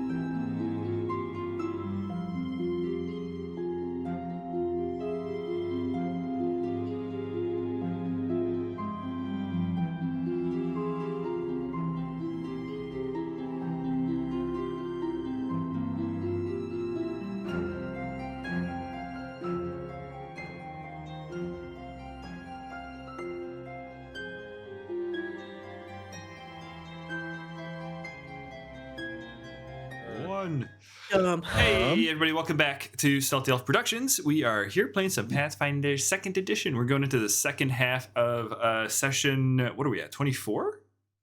23. Oh. 23. No, 24. 24. I lied at the beginning 24. of the session. It said 23, and then I was like, 24. oops. 24. Okay. Ooh, What'd you think, guys? Maybe some 23 too, music? like Boogaloo. No, I like doing this. I like doing it in silent. Just nice silent. Here we go. In Just like the silence? sound of us doing it. I like the sound of us doing it In in silence? silence. Shut the fuck up. In Shut up. Okay, Hello, so silent, my old party, friend. we're resuming with you guys, having just landed on to the courtyard of the Sky Citadel. The Hippogriffs. The hippogriffs touched down. Finn,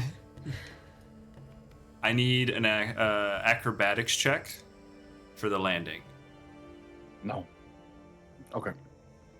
Remember, you have Tulka. Oh shit. Which means I have advantage. That's what that means. Oh, okay. I tried to pick up the dice and I completely rolled it again.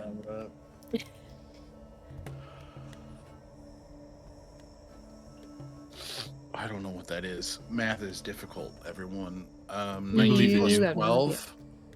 19 plus 12? Big Yeah. number. That's big number. 31. 31. Oh, yeah. Critical success. How does your first landing look with Tulka clinging to your chest? I think it's much more graceful and much more gentle because Finn is not focused on the landing. He's focused on the immense structure in front of him. So I think there's that scene at the end of Captain America and the Winter Soldier where he's like slowly descending like a fucking angel.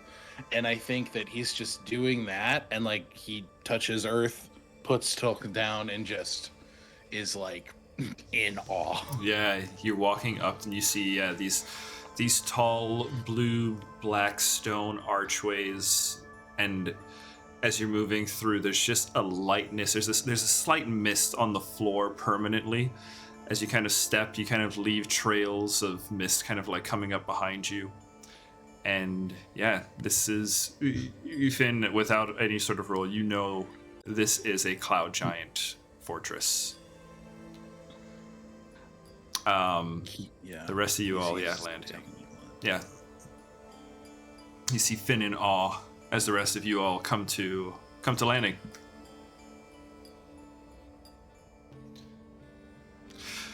Cress, as you are coming in, Anatole, if he sees the expression on your face and kind of squeezes your shoulder, he says, "Welcome home, Cressida."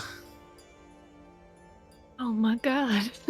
Sorry, is that a little presumptuous of me? No. They have gone from keeping it together to crying when he says welcome home. Like a lightning strike. Are you sure? You don't have to call it that. We can if things need to be. This is my home, and that means it is your home, if you'll have it.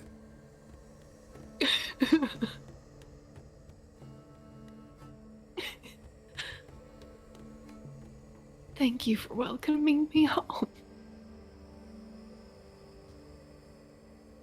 You guys touch down. And Vibe question. Yeah. Are we surrounded by that storm, or can we see? Yeah, the storm is off. Horizon? You can't see the horizon. The storm is just kind of constantly around the castle. Protective. Yeah. Surrounding us. Yeah. Okay. Yep. Well, I can tell you I've been a lot of places, but I've never been to a Sky Citadel before. The architecture is lovely.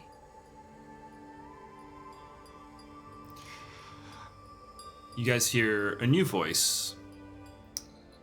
Yes, my people do good work. And you see, coming out of like a shadowed doorway, a blue-skinned individual of giant stature. You see very baggy, loose, light clothing, kind of purples and yellows kind of drawn across the person in a very modest fashion. Up towards the face, there is kind of a tall, like rigid golden collar that has kind of a lower face mask that kind of holds it tight. And then the eyes are just kind of bright sky blue. And the hair just flowing down is just white clouds. It kind of just trails off into the air. This person's standing about 16 feet tall. Woo! And as they step into this space, incredibly light. There's no like heavy stomping like you would expect of a giant. Very light on their feet. I think Finn, knowing that this is like a cloud giant domicile, will adopt the most respectful bow that he is aware of in that specific giant culture. You are met with a bow in return, Finn. Give me a diplomacy check here, though.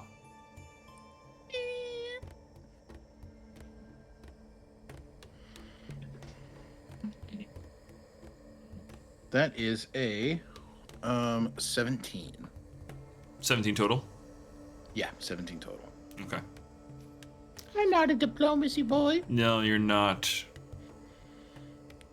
Would I have to retract my statement then. Unfortunately, this individual. Yeah, go ahead. If I could ask, could I use, instead of diplomacy, ancient societies? My lore? Yeah, totally, absolutely. Okay. Nice. That's Very so. fitting. Then that would change it. Yeah, that would change it to a 23. 23. 23 is a success. Okay. My DC for a lot of stuff tends to run between like 18 to 21. Yeah, no.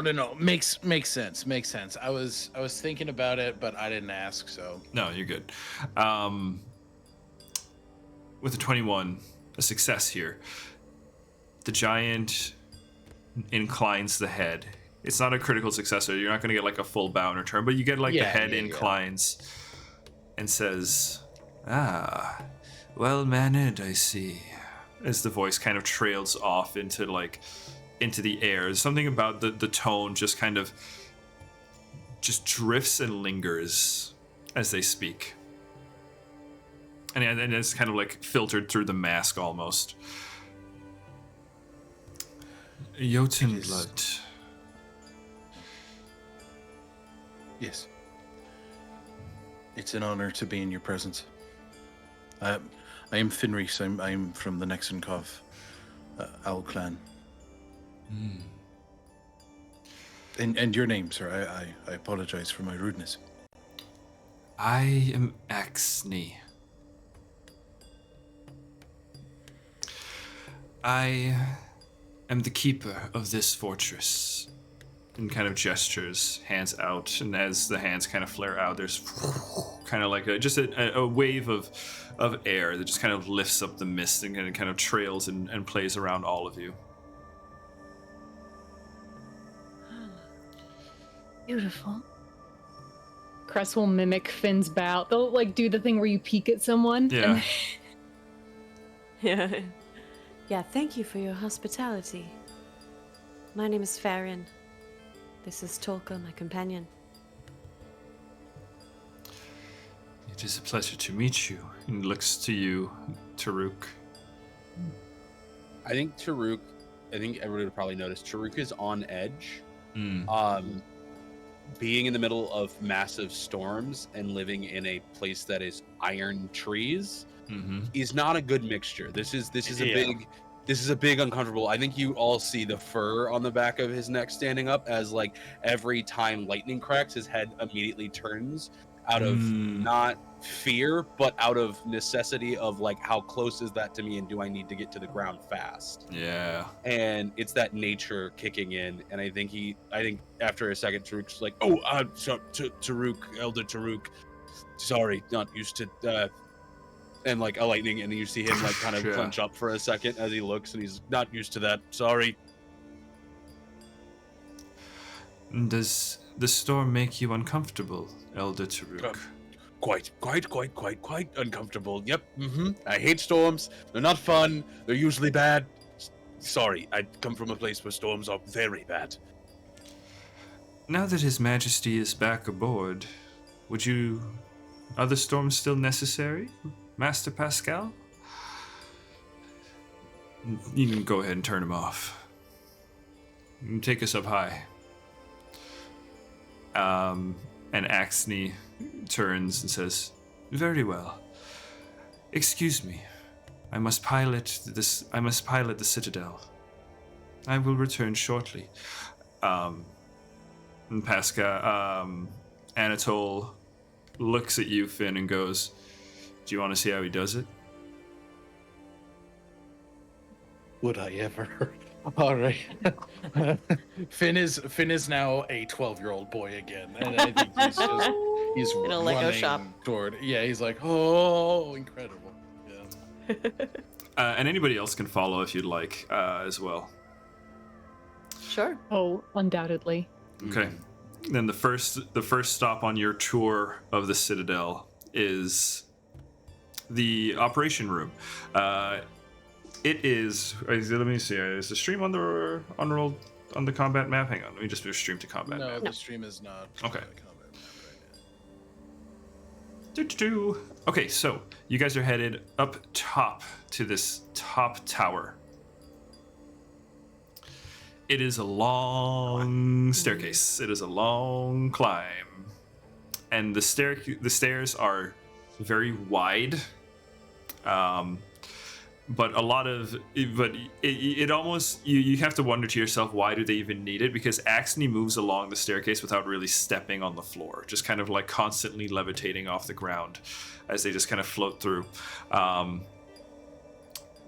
yeah, you got after quite a long climb, about 300 feet up, you guys find yourself on a open platform with a dome that kind of goes over the top.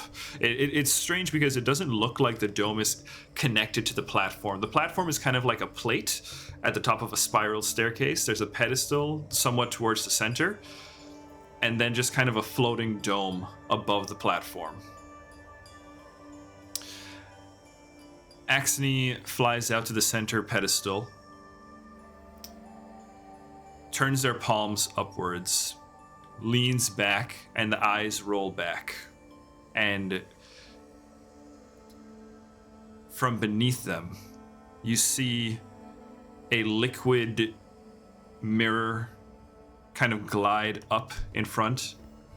And as it does so, as it kind of moves into position, this giant mirror, the roof kind of also takes a reflective state. And as you guys look around, you can see that what you are seeing in the reflected dome above you is the world below. The ground below reflected in this sort of trippy dome. So that as you kind of like look down from where you're standing and then look up, it's quite disorienting. As above, so below. Would it be rude if I said I hate this? Oh, yeah, sorry, Taruk. And there's constantly just... But soon enough, it begins to dissipate. But yeah, sorry, your reaction. I was just gonna say, I think one thing that you all notice is Taruk takes the metal staff off his back and puts it on the ground. Oh, As no. he has done this before in storms to protect himself, because he knows if I hold this, I'm gonna get electrocuted. Like, I can't hold the metal rod in a storm. That's brilliant. Poor Taruk. Finn will just look over. It'll be all right. Oh no, I know it will, but I've been shocked before and it sucks. Me too. It's not fun. Right? Your fear is completely valid.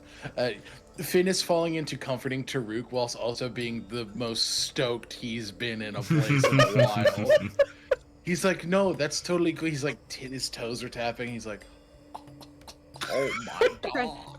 Lightning Cress does is gonna suck. peek- Yeah.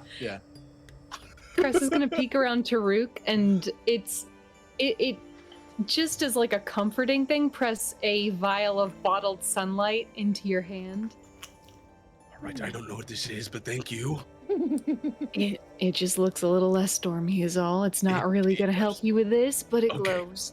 Okay, I almost drank it. I'm gonna be honest with you. Don't drink it. Okay. Is that my tongue? Okay, gotcha. Oh my god. Sorry, usually when Sid gives me vials, I just usually drink them because they're for me to drink. But I won't drink this one, don't worry.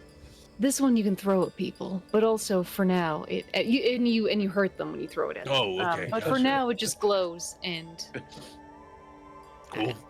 chases a little bit of storm away.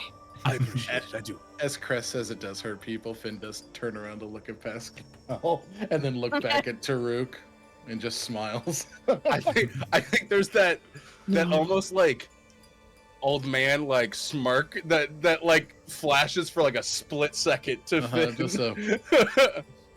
And, like, You cheeky boys.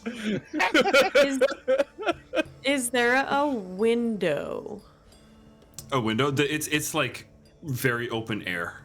Like there, you Okay, can feel the I air just wanna kinda go- Yeah. I just want to go closer to the edge so that I can like see a little bit more of the landscape. Mm-hmm. And as the clouds dissipate, just admire seeing the world from above.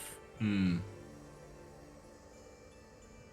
And sure enough, the clouds do dissipate. The storm does subside, and you see Axne raise hands, and the mirror in front.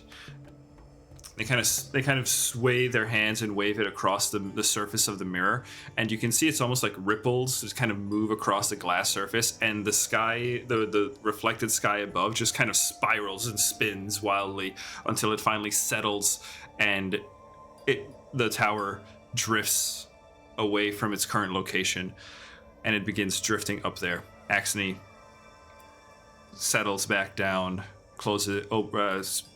lowers their head. The mirror sinks back, and the ship continues to move. You see, just has to kind of set the course, and then the ship will take it from there. The tower will just move as instructed. Beautiful. Yeah. Thank you. It is one of the secret arts of my people, creating these structures. How many of them are there? There were many once. This one was a relic from the war, from back when, back in an age of giants and dragons. And it survived. It did. Until it remained quiet and waiting in the Colcannon Mountains until it was discovered by the King of the Sand Sea and his retinue. Incredible. Anatole found this place. We'd heard about it from some friends of Pascal's. We needed a ride. And, well, it was still operational, but you did need a little bit of help clearing out those storm serpents. And, Axne responds, they were a hazard for a very long time. Kept me grounded. Oh. So in recompense for his service, I allow His Majesty the use of the Citadel in such time as he requires it. Thank you, Axne. The storm serpents, were they creatures created by the storm wardens? The origin of the storm serpents is quite a mystery indeed. Some people believe that they came over from the elemental plane of air. Some people say that they are a manifestation of the storm themselves. And most of these theories, and just kind of, you can see that this individual actually has quite a zoological index of knowledge. As Axne proceeds to tell you all about the biology of storm serpents. And Pascal starts to get a very bored look on his face. Anatole has kind of a smile, just kind of seeing Cress's reaction to this. Entranced. Yeah. Anything you would ever want to know about storm serpents, Axne will regurgitate it for you. Perfect. Yeah. And eventually Anatole just says, tell y'all what, I think I'm going to take a bit of a rest, if you don't mind. Pascal, Axne, you want to give him the grand tour in the meantime? If you don't need me, Your Majesty, I'd certainly be happy to show our guests around, and just the kind of an emphasis on guests.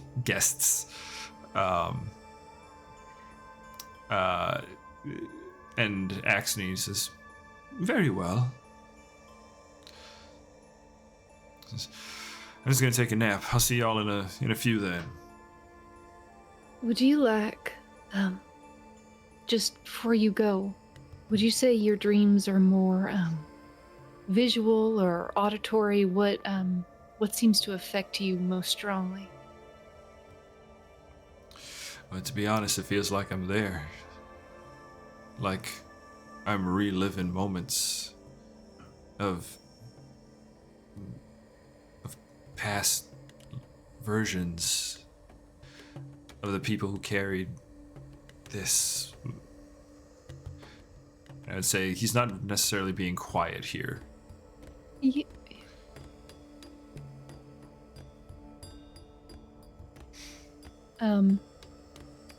Cress will hand over a soothing toddy, which grants a +1 item bonus to saving throws against emotion effects and against effects with a trait determined by the liquor mixed into the tea. And I think they're gonna do visual just because they imagine that could be the most jarring part of the dream experience.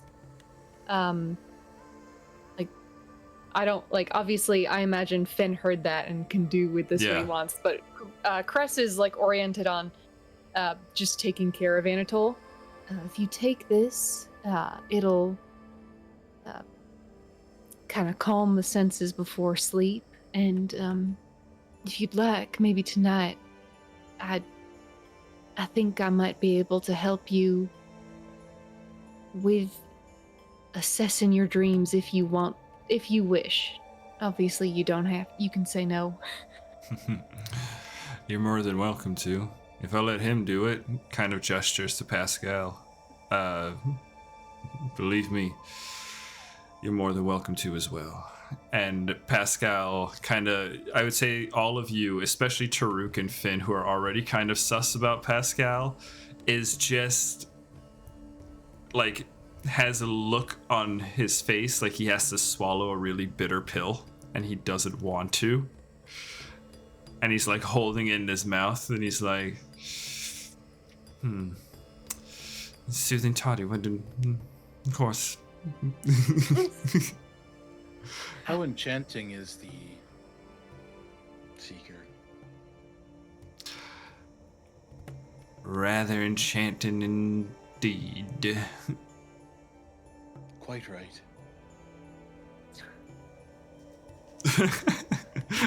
Crest defensively T-poses. Finn gets on all fours and starts barking. Whoa, whoa, whoa. Oh, Tolka's all about that. That's why she likes Finn so much. Yeah. They have a lot in common. I just walk on all fours, so. Yeah, there you go. Ah. Big boys. Big boys! Big boys. Okay, Anatole takes the tonic and slinks off to his chambers to rest. Party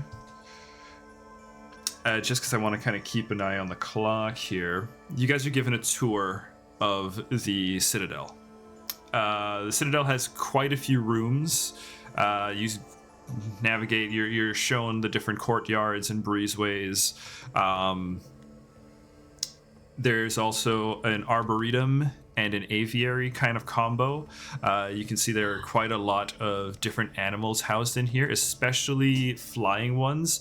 As you guys walk in, a hawk whose the wingtips seem to kind of disappear as clouds, and there's kind of like little lightning forks crackling from the eyes, just kind of swoops down and lands on Axne's arm. And Axne just kind of gestures and kind of coos at the chin, at the beak, and the hawk nuzzles in. He says, hello, Zephyr. Oh, Zephyr. And then there's the hippogriffs there. You can see they're here as well. Additionally, as you guys are kind of moving through, you pass a particularly large tree. There are no ironwoods, unfortunately. These are all kind of tall, looming trees. Lots of bamboo kind of structures here too. In this kind of garden. And as you guys kind of make your way around a stand of trees, you see before you a very large bird, a rock. And you can see that it is a very old rock. Even those of you who don't know nature without any training or anything, it is that old that you can tell just looking at it. This is an old ass bird. Its feathers are kind of spotty. Its beak is kind of a little discolored. Its eyes are a little milky. But it kind of coos and clucks at the air as you all kind of make your way around the corner. Who is this lovely fella? Axne reaches kind of drifts forward, leans a palm out, and the rock kind of brings the head down and rests in and says, "This is Veritas." How big was this tree again? This is a bird. This is a massive. Oh, well, no, you said trees and stuff. That's what I was. Oh yeah. They're quite tall. I mean, they're a variety of different trees. Some up to 20, 50. I think the tallest one out here is probably 90 feet up. Gotcha. Yeah. And is the rock on one of these trees? No. Or is it it's got it's on top of a pedestal with all sorts of nesting material, and Axne explains it. This rock doesn't fly anymore. It's old. You can see its flight feathers are spotty and everything. So he just lives here. Cress will just whistle out a song about the memories held within tired wings. And just kind of whistle that around Veritas. I think Cress is in full songbird. Their canary tattoos are going crazy, doing circles around their neck and then their arms and then back up again, and then the birds in their tattoos are going wild. Give me a nature check here, Cress. Okay.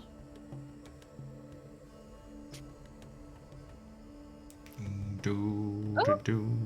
14 plus nature, a number. 14 plus 15. a nature number. 29. 29 is really good. With a 29, Zephyr kind of starts to circle you. The hippogriffs also kind of appear just kind of gliding in and kind of stomping around. There's a lot of cooing and cawing, and Veritas leans in and kind of chirps back to you, trying to kind of keep in tune, but you can hear the vocal cords are old and kind of rattle a little bit, so doesn't quite hold the tune as well as maybe she once could, but you can see all of the avian creatures in here responding to your song. Axne as well begins to kind of sway to the music, just in levitation. That is lovely. You're lovely. This is lovely. This is my new favorite place, I think. Farron is equally sort of entranced by all this, but I think specifically at the name Veritas, can Farron maybe roll religion to look for any sort of religious symbology? Just because it's so reminiscent of an entity that she knows to be a herald of one of the gods. Which entity? Oh. Verite. Oh, yeah. Herald Okay. of Yeah, I know. The other truth? Yeah, the god of truth. Yeah. Okay. Well played. Okay. Go ahead. Are you trained in religion? But I am trained in religion. All right. You're trained in religion. Let's see it. Ugh. I'm going to use a hero point. Yeah. Don't forget, you guys get one for starting. You also got one for your read-in. Better. 24. 24. The names are very similar. Could be a coincidence. You know that heralds are rather powerful entities and could take different forms, or possibly they wouldn't be out of the realm of possibilities. That's what I'll give you. But in this area, there's no like religious symbols or No. anything depicting devotion to a god. Okay. No sort of religious iconography or anything. It seems apparent as you guys move around here. Okay. Okay. Chris, I don't mean to interrupt, but there is the matter of figuring out how we plan to enter the lighthouse. Yes, I suppose that's a question, Pascal. You've got business at the Temple of Eliza, the Tower of Damara. Is that right? That depends on His Majesty's wishes. I understand he's eager to hear more of your report before he decides. But we also need to hear from Zin and Chimney as well. They have their own reports. So it's a possible. Excellent. All right. How long does he usually need to, how long does he usually rest? His sleeping cycles are quite unique. They're somewhat inverse to our own. Basically explains that Anatole, how your characters need at least like 8 hours of sleep, right? Anatole is the opposite. He can only be awake for about 8 hours. Ooh. Well, he can only before he needs to like rest. Right. Cress looks at Finn. Finn, how are you feeling? Are you tired? Immediately, like transposing that fear for like knowing that that's Anatole's state and looking at Finn. I've never felt more awake in my life. All right, good. That is not a lot of time. It is not a lot of time. How long has he been that way? Ever since his resurrection. Can you tell me about that? I need to apologize to you, Pascal. I didn't understand what his dream experience was. So I didn't understand why you were so upset about me reaching out. I understand. Better late than never, I suppose. He's just so British coded. I know, hard it's not so to hard not to be an asshole, a British asshole, if you want to be an asshole. Oh, man. I suppose. I suppose. Yeah, very Nigel. We've encountered a number of nasty creatures in our travels. We were worried. I'll admit I was worried that perhaps you were something trying Not to me. prey on his mind. I understand. Thank you. They clasp his arm, and I think he's a turd, right? But like, I think they clasp his arm in this moment, and there's just a look of genuine appreciation. Thank you for looking out for him. He means a lot to both of us.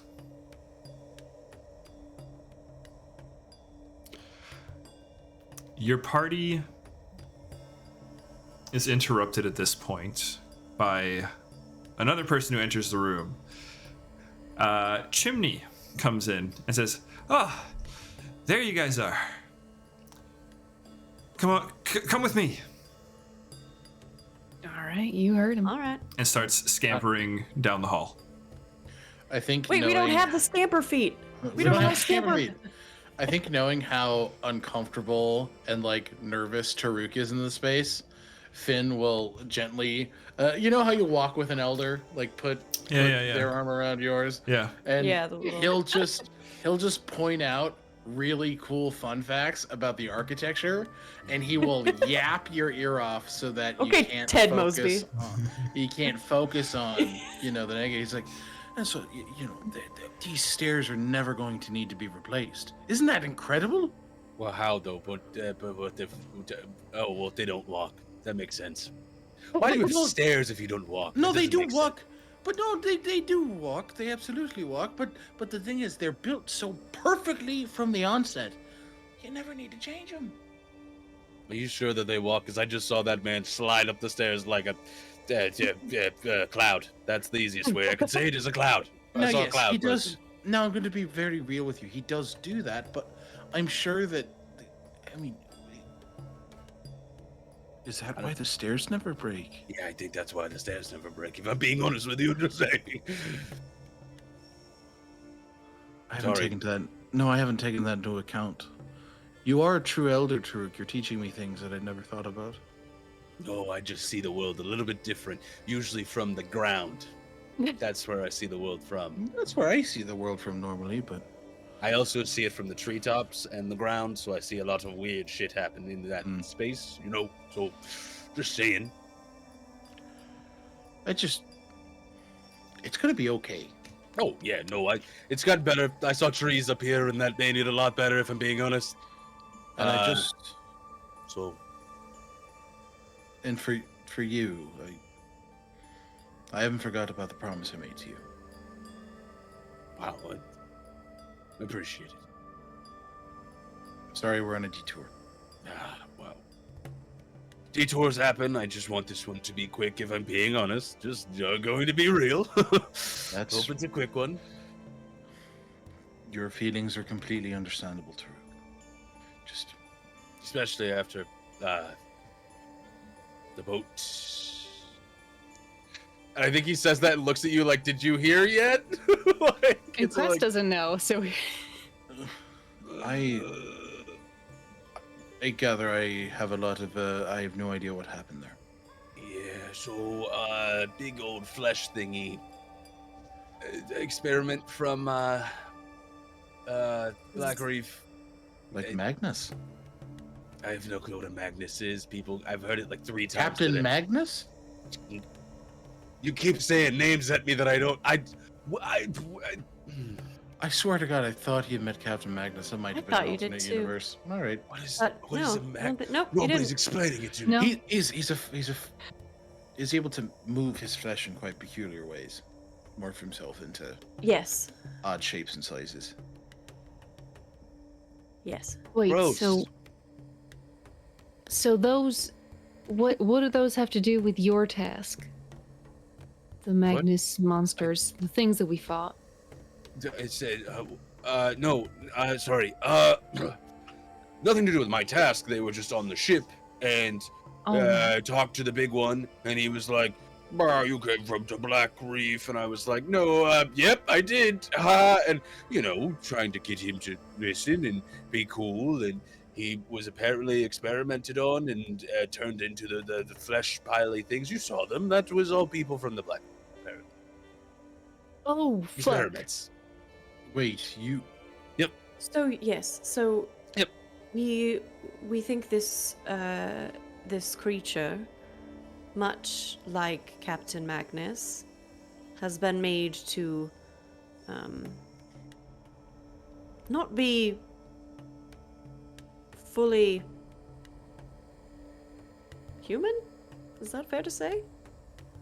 I think so, because they wanted to eat our flesh, and that was weird, and there's a whole thing. David. Oh. My notes say Merschalk, but then I think we corrected it afterwards. The Council of Malstru is responsible for the reprogramming? Yes. Okay. Yep. Reprogramming? What do you mean by that? The Council of Malstru are the Inheritors of the world, the Aboleth. the aboleths, exactly. Yeah.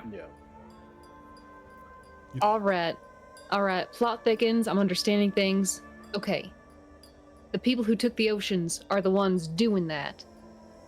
They consider it some sort of reprogramming. So we want that. Okay. And I see, and your partner. All right. Yep. Both my best All right. friend and my partner are currently in a prison where they are doing that to people, and I really need to get there, like, I don't know, yesterday. Yes. All right. We're all right. There you go to catch up with like Pascal and Chimney and. All right. Also, I'm still going to beat the shit out of your friend after the conversation, of course. I'm still going to beat the shit out of them. Listen, we go. I think Finn, just obviously processing the events of what happened on the ship, and very clearly sensing Taruk's urgency. I think he's just awash with guilt at how excited he's been in this place. That is quite obviously a detour for someone who's got some pretty hefty shit they want to do. I think he just he doesn't vocalize anything. He doesn't he doesn't say anything. But Finn, he just kind of becomes a bit sullen as he walks forward. Yeah, I think Taruk would notice that a little because of how chatty you were being with Taruk. I think Taruk would pick up on that, and I think Taruk takes a second and just. This is amazing. Truthfully, I've never seen a ship. Hard stop. I've never seen a ship really, other than the one that took my friends. So, I've seen 2 ships in the last 3 days. It's been pretty great. Well, we'll be here for as long as we're here, and then. Yeah. Well, the good news is we are here to not only find rest and safety, but to develop a plan and gain allies to help us in our endeavors.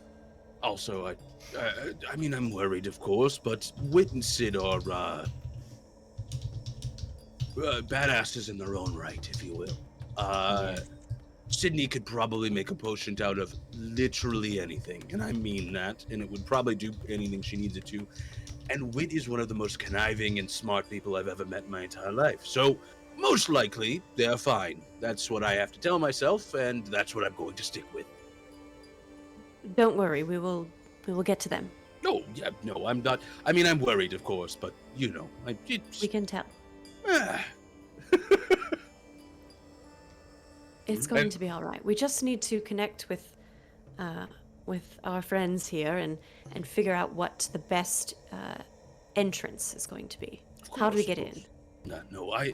I think Taruk understands the importance of where they are and all of that. I think it's he's doing the I'm fine, even though he's freaking out. He's I'm fine. It'll be fine. I have to convince myself it's fine, and I have, so it's fine.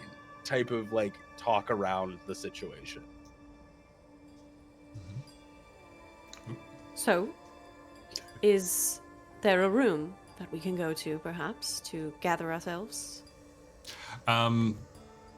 Just as you are wondering about that, you guys have been following Chimney for a little bit, as Chimney's kind of like leading you through these like long archways and through these halls and breezeways, and you're brought into a large kind of open arena space, and you can see that on this floor at least, and you kind of been like working your way down into the bowels of the tower. This floor at least has some heavy weaponry. You can see ballistae, you can see cannons, you can see the hatchwas, I think that's how you say them. It's those things where they like load up like thousands of arrows at a time, and it just like in like a big square. Incredible. Yeah, and it just like shoots a ton. You see some heavy weaponry in here, and you see tools all arrows? over the place. Arrows? Are there any cool arrows?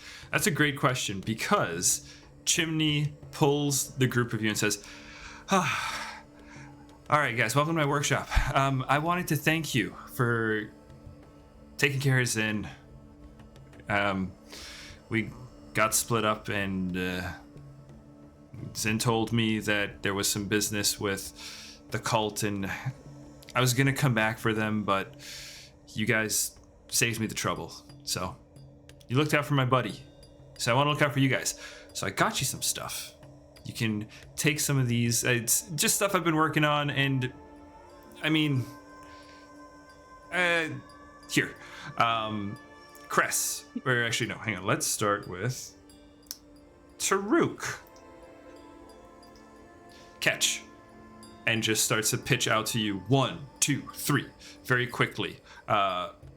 These brass gems. These brass coins.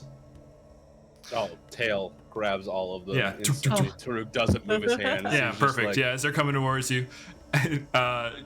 Chimney looks to Cress and goes, I was hoping he'd do that. That was so fucking cool. All right. Those right there are emblems of shared power. The idea is, so it's something I've been working on. The idea is you hook them up to, I saw you use 2 staffs. You hook them up, 1 to each staff, right? The central one on your chest. And basically, you become sort of a conduit for the magic from one staff to the other.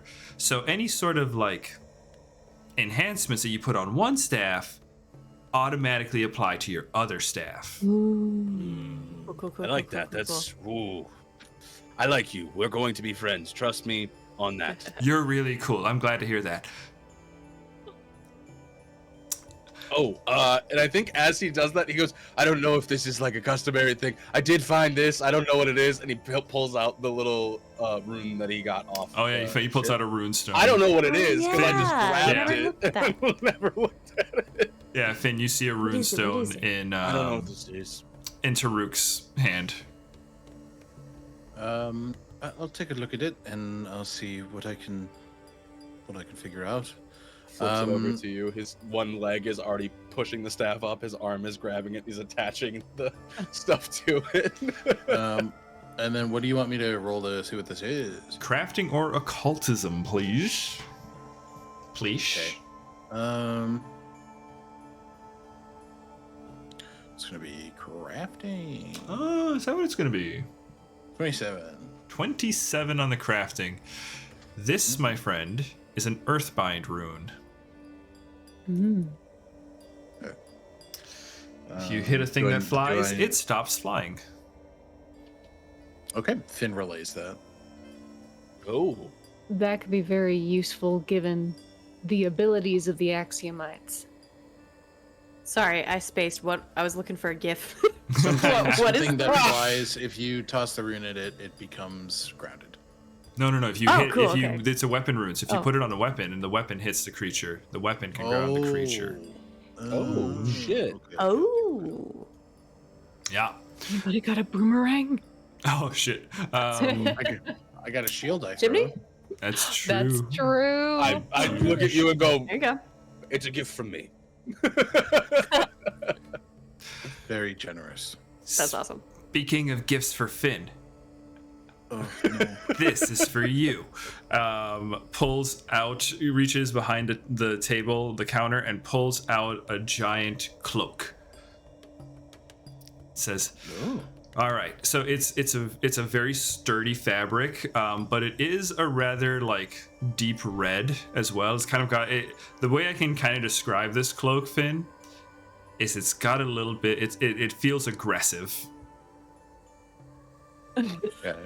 Okay. So basically, the way this thing works is, since you're always in the middle of the fight, and I noticed Cress was throwing some bombs around, this will protect you from Cress's bombs. So it's a backfire mantle. Basically, it gives you bonuses to your ally, to resisting your allies' like splash damage and stuff. Oh, cool. Very good. So your allies can shoot splash damage and not have to worry about you. Chris, you can bomb me now. I have been avoiding that. You don't have to know. Oh, I got so many junk bombs to make. For you, Farron pulls out a ball, like kind of like a monkey's fist ball of hempen twine. It says, this right here, this little guy, you throw it at somebody and it'll wrap them up. You remember the Bands of binding? Bands of binding, yeah, it's like that. But it only, so at this level of the item, it only does one round. And I'm saying one turn, basically one turn. It comes back to you at the end of your turn. Chimney knows these items. Chimney created these items, which is why Chimney's explaining all of them for you. Cool. So yeah, so once per day you throw it out. You can either disarm or trip the target, right? Oh. And then at the end of your turn, it just puts itself back together and comes back to you. That's so cool. What are they called? It is Twisting Twine. Twisting Twine. Yeah, the level 3 form. Okay. And then he goes, and just because I like you, and I know you were able to track me down, which is no easy task, I'll have you know, you can have this. I've only made one of these, and it's kind of a prototype, so if you like it, I can make more, but it's kind of limited supply. And he pulls out a long tube, and from that tube is an arrow. This right here kind of twirls the arrow. You can see it's like ivory white shaft.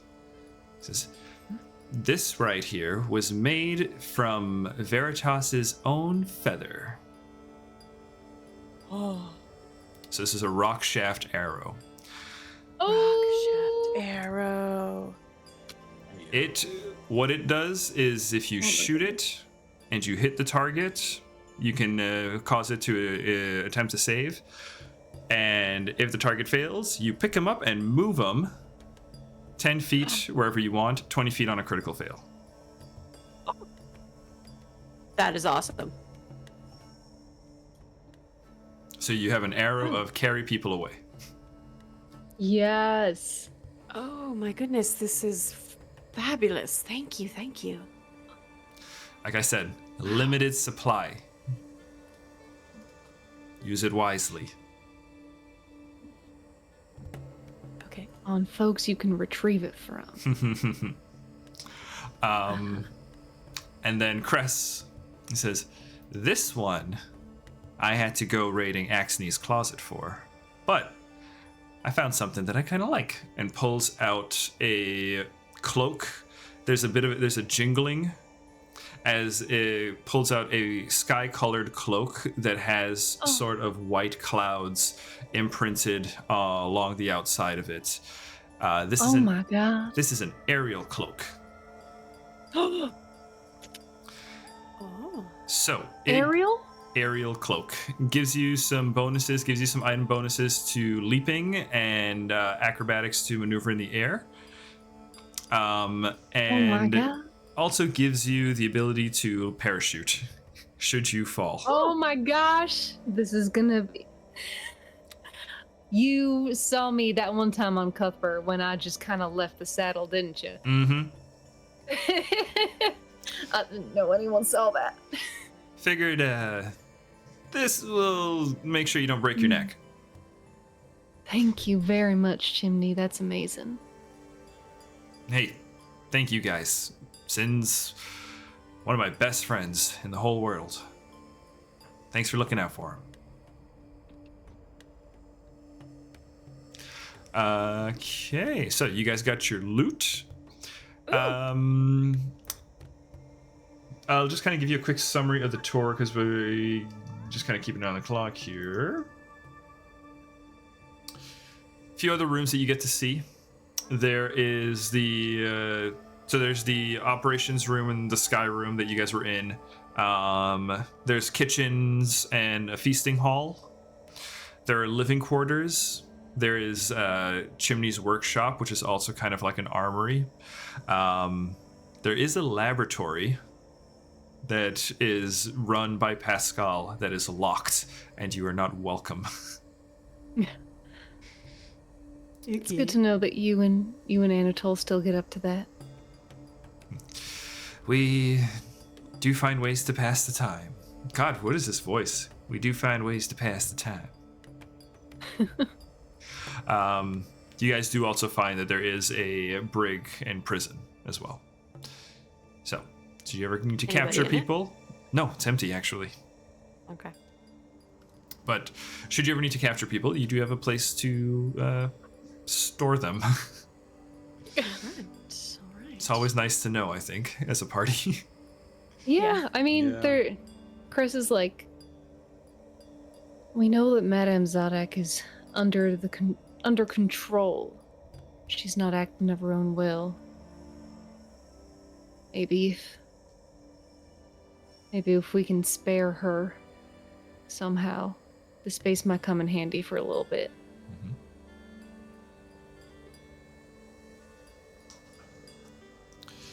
Speaking of, is there somewhere we can go to talk about our plan?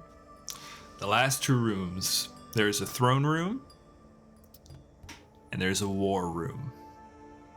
A war room. So you guys do have a war room that is equipped for all your planning needs. A giant, like floating table in the center of the room. It's like a long slab of stone that has glyphs and runes and giant, just kind of strung along the sides, and it just kind of they're all kind of like glowing very softly as it drifts there and kind of hovers there in the air. And another thing too about the architecture in this place, there are no like sharp lines or sharp corners. Everything is very rounded and smoothed. Is Axne still with us? Yeah, Axne can be with you. I would say at this point, as you guys are going into planning, the whole group, you can have all access to all the NPCs, and Anatole will also be awake, and then we can get into the debriefs and planning. Excellent. Unless you guys want to kick out all the NPCs, that's also fine too.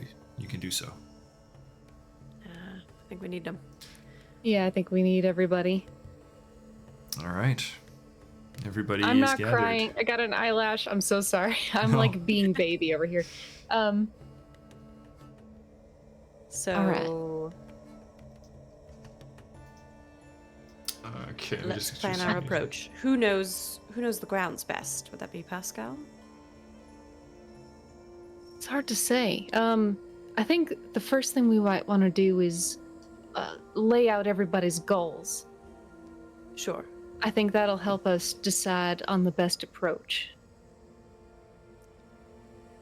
I'm the only person here who I think has no explicit goal. I've look at Anatole, at Pascal. I've achieved my goal in coming to Damaril, but I'm aware of all of your goals, and I'm not aware, the gesture to Zen, Chimney, Anatole, Pascal, of yours.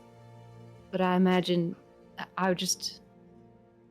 some people have to go down, and some people might need to go up. Yes.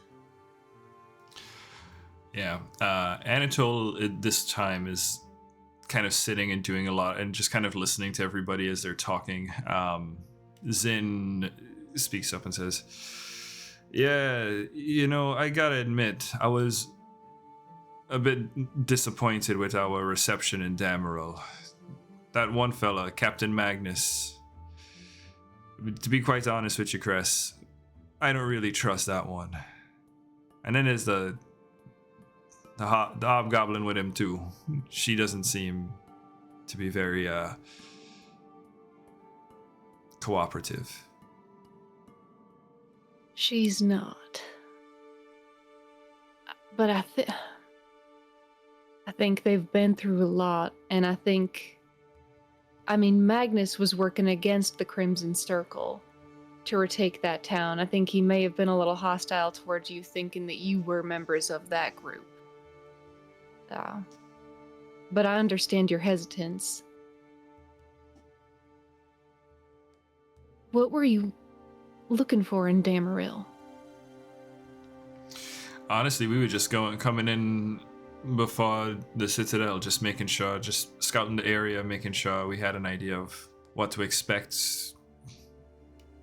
When we saw the ship in the harbor, we said, okay, well, we can get a little closer. It wasn't moving, so we thought now was a unique chance to get close to one of these things, Yeah, we can take you on a tour of it at some point if you want. Our information is now a few days out of date.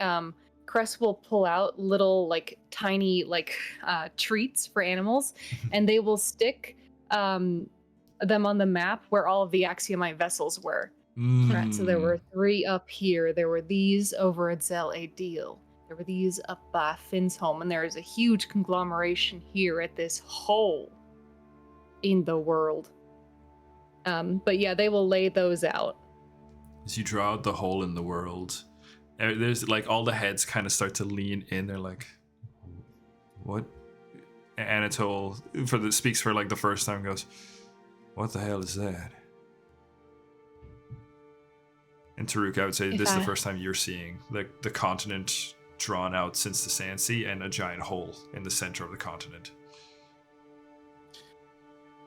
I don't see maps quite often, if I'm just being real. I live in one town, but that looks wrong, if you don't mind me saying. Yeah. Of course, but I'm not certain, but if I had to hazard a guess, I would say it's a drain. I may be wrong, though. Maybe something else. But they had to get the oceans they had to get the oceans down there somehow. Wow.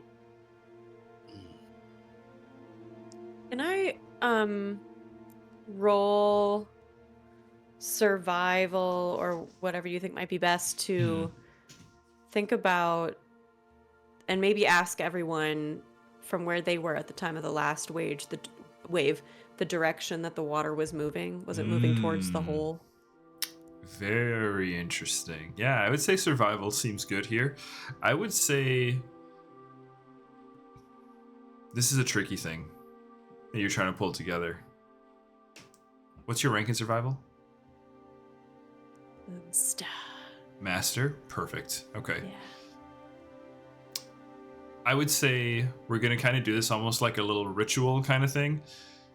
You'll lead the check, but you'll need at least 2 allies to give kind of accurate descriptions that would help you out here. That could reduce this or give you a bonus. So any two of you... was with me, so maybe... That's true. Taruk was with you. Yeah, so I guess by default, so Cress and Finn, the two of you can go ahead. We'll have you roll first, and then we'll role play the results. So go ahead and give me survival checks, and let's see what you get to kind of pinpoint where you were during the events of the last wave.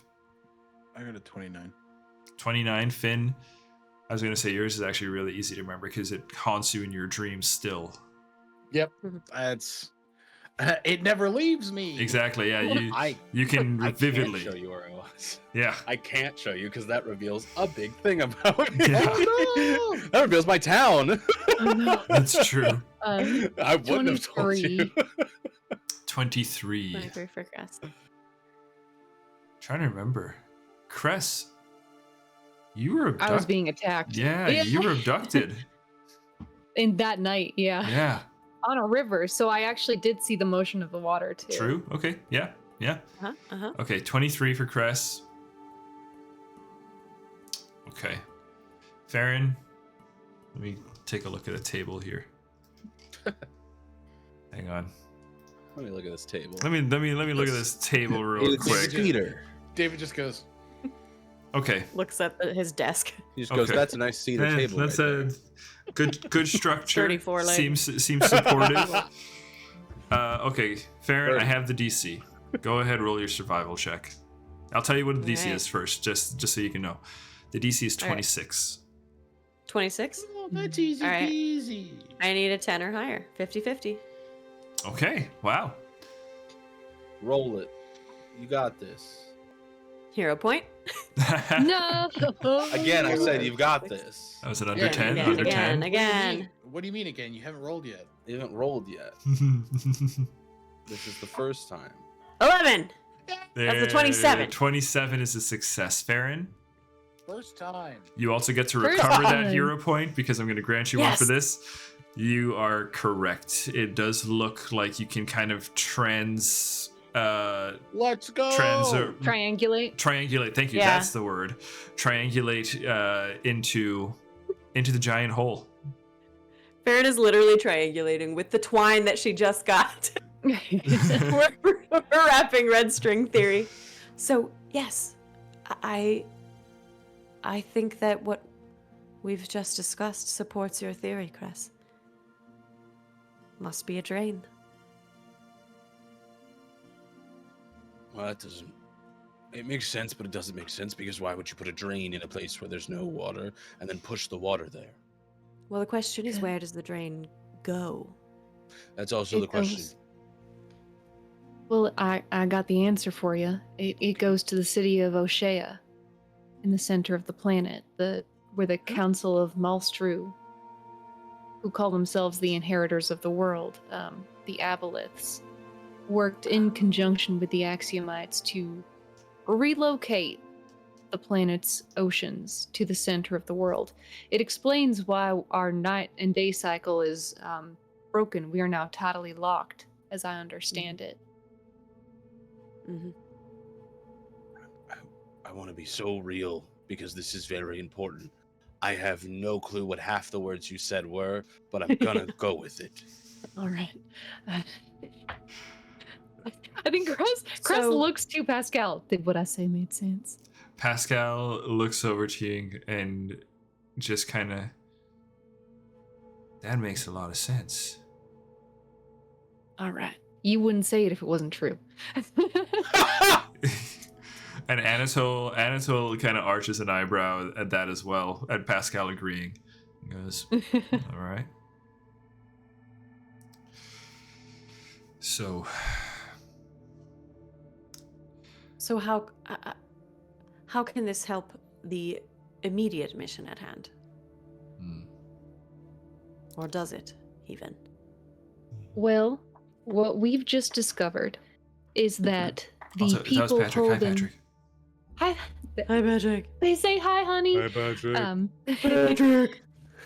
What we've just learned is that the same council, the Council of Malstru, is holding Sid and Wit, Taruk's allies, friends, loved ones, hostage in the Black Reef, which means that there are elements of the Council of, I'm pronouncing it wrong, Malstru, nearby. The people who took our oceans, they have representatives in that reef. Anatole kind of leans forward and says, do they now? Well, but my question then is why were they using your hobgoblin friend as a ally in that? Why would they not just snatch people up? And also, why are they snatching people up other than to, you said, perfect them or correct them? I don't think the hobgoblin was snatching people up for the Council of Malstru. I think she was snatching people up for the Conquering Host. They're another problem, but they're in the opposite direction. They didn't take the oceans. Gotcha. I like Crest translating. Translating Lord so for helpful. Taruk. Truthfully, Taruk is so thankful because every time you guys talk, it's like this new term, and he's like, I have known you all for about 24 hours, I Honestly- think, and I have no clue what half the shit you say is, but No, I love honestly, it. it's not just you. It's not just It you. works for Hannah The too. lore is thick, and we need a translator. So thank you, Button. So good. Hero point button. Yes, please, True, please. True. So, all right. So let's review what our goals are. Rescue your friends, Taruk, Mm-hmm. and hopefully anyone else that we can help. I need to find the Everseed, which should be beneath the tower. I open a door. Yes. What is that? What do you mean you open the Finn, door? the Everseed is also called the seed of the Gygus. Gigas or Gygus, guys? I'm so Gygus. Gygus. sorry. Gygus. And Giantkin are the ones who can open that door. Oh yeah. Gotcha. Okay. I am that. Oh, that's what you meant. I opened the door. Okay. Gotcha. And then Finn also, there's the complicated matter of Granny Mal, Yeah. who we know has been corrupted. But Madame Zadok has also been corrupted. And we have 2 scientists here who I know are able to change the forms of individuals. So there is a chance that you could still save her and that Zadok could be saved as well. We'll have to give it a shot. Yes, it's worth trying. I'm not going to make any promises, but I'm certainly happy to. You've piqued my interest.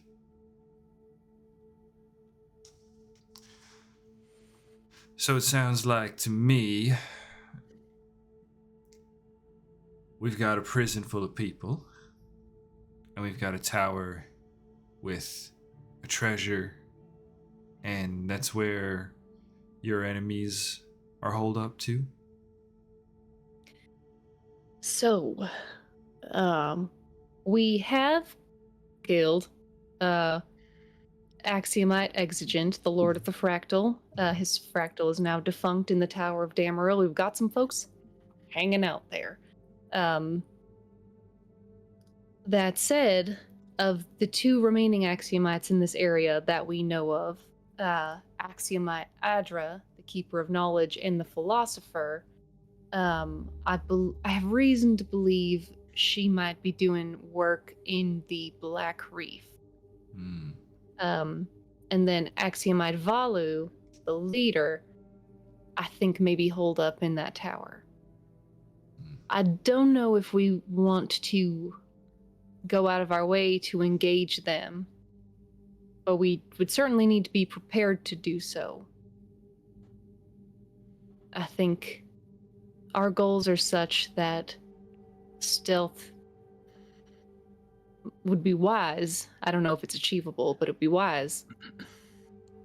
There was some mention of a secret passageway into the prison. Yes, this is known of by Captain Magnus. He's aware of pathways into the Black Reef. Yes, that's right. He did warn that they were highly dangerous and that the Yeah. creatures within are, which, given the information presented, I'm not sure if they're creatures or people, denizens of Black Reef that have been changed. But that path would get you in without the notice of the enemy. It was. Theoretically, yes.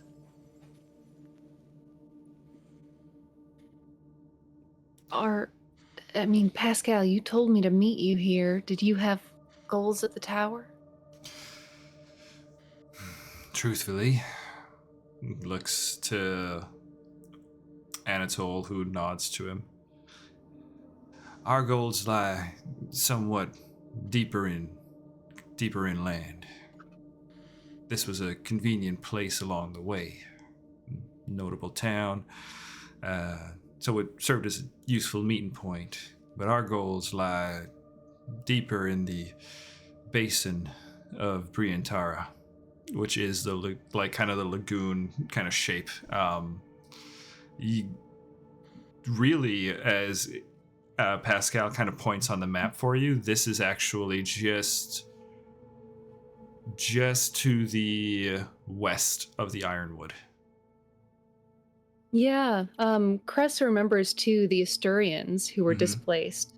We met a displaced group of Minotaur who are, they protect the song of the Briantara, as I understand it. They refer to a golden symbol of hope, potentially protecting that place, saving it from darkness. When I passed through there, when there was still water there, it was black. And when people drank that water, it was reported, at least in Damaril, that they went mad.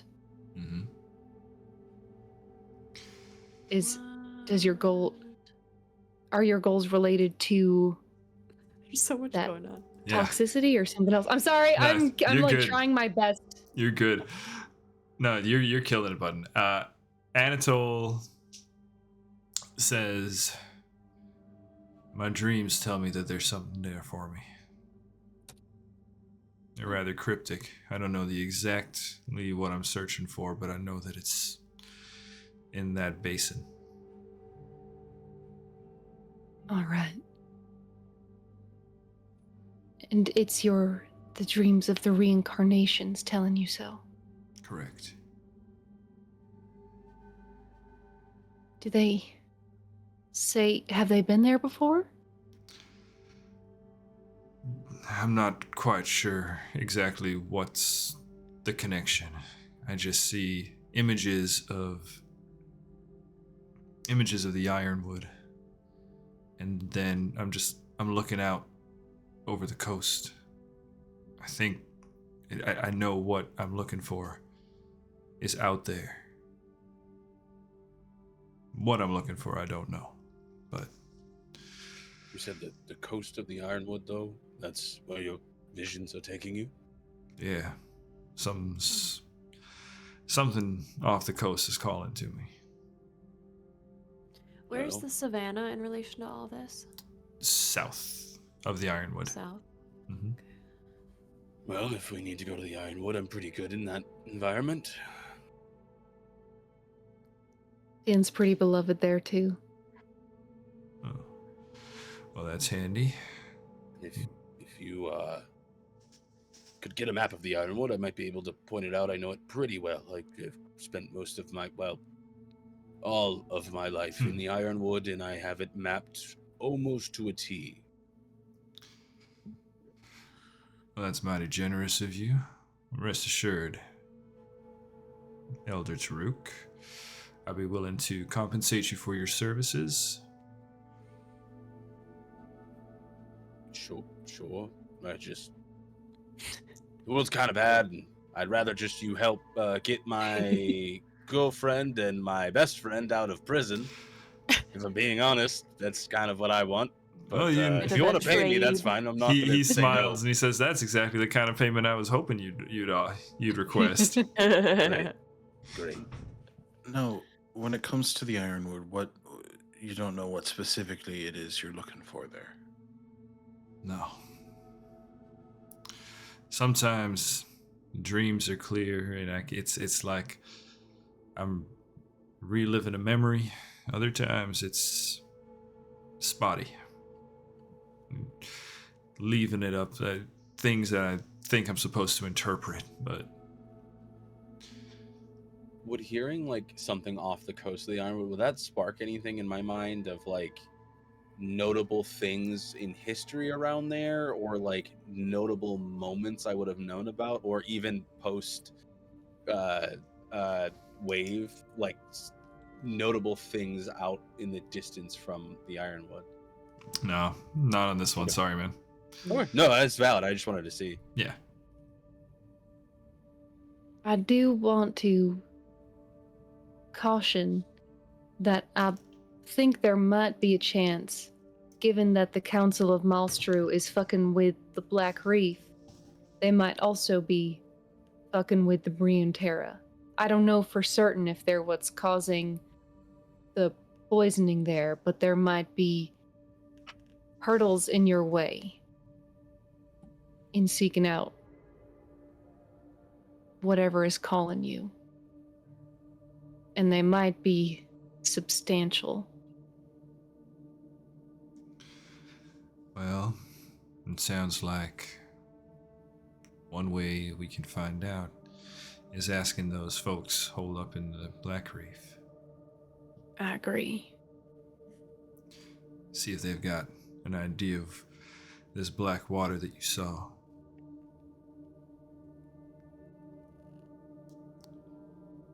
So, in the end, it seems we're going to be taking the fight to them. The question is, how? Now, understand, y'all got allies still in Dameril? Yeah, strange bedfellows. And, I think Chimney and Zen are wise. I think trust is tenuous.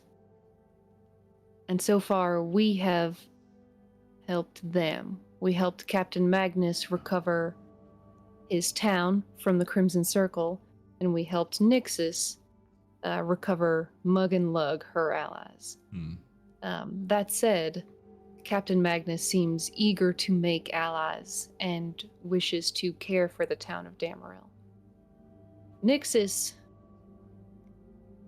I'm not gonna lie, I think she's gonna get to the Conquering Host as soon as she can.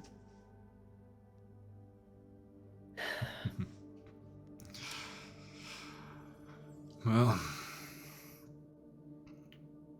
the way I see it, the enemy we're up against are bigger than I think any of us had anticipated. Axiomites, it's the stuff of legends. So, I think we can use all the help we can get. Now that might mean we delay a little bit in getting your friends back, but at least we'll be as best prepared as we can before we go in. Is that all right with you, Elder Taruk? Well, one thing in my years that I learned was that sometimes you have to let things grow first. So, yeah, it's all right with me. Makes sense. I will say, after all this ordeal is done, the Hobgoblin, I intend to exact my revenge on them, and I will not. I'm just going to be honest. I'm going to probably kill them. They attacked my town. They hurt my people. I understand that they had their motives, and so do I. I just think that that should be put out there so everybody can know what my intentions are. Depends truthfully on how they decide to act when I meet them. I hope there's a way forward. It seems like she might be turning a new leaf, but I don't pretend to know her heart. And I can appreciate that. Trust me, I've turned a leaf or two myself. But yeah.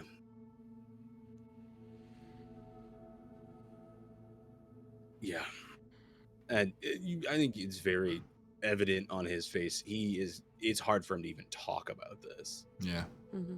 Let alone just like be okay with the idea of working with the people that literally attacked his sanctuary in life. Yeah. There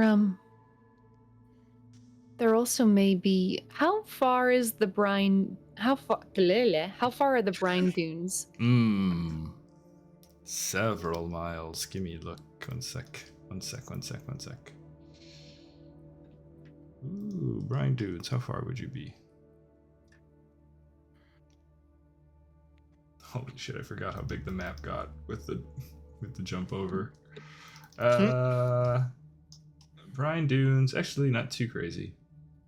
1, 2, about 24 miles from Dameril. If you are interested in amassing great numbers, the space seems as though it can hold them. We could potentially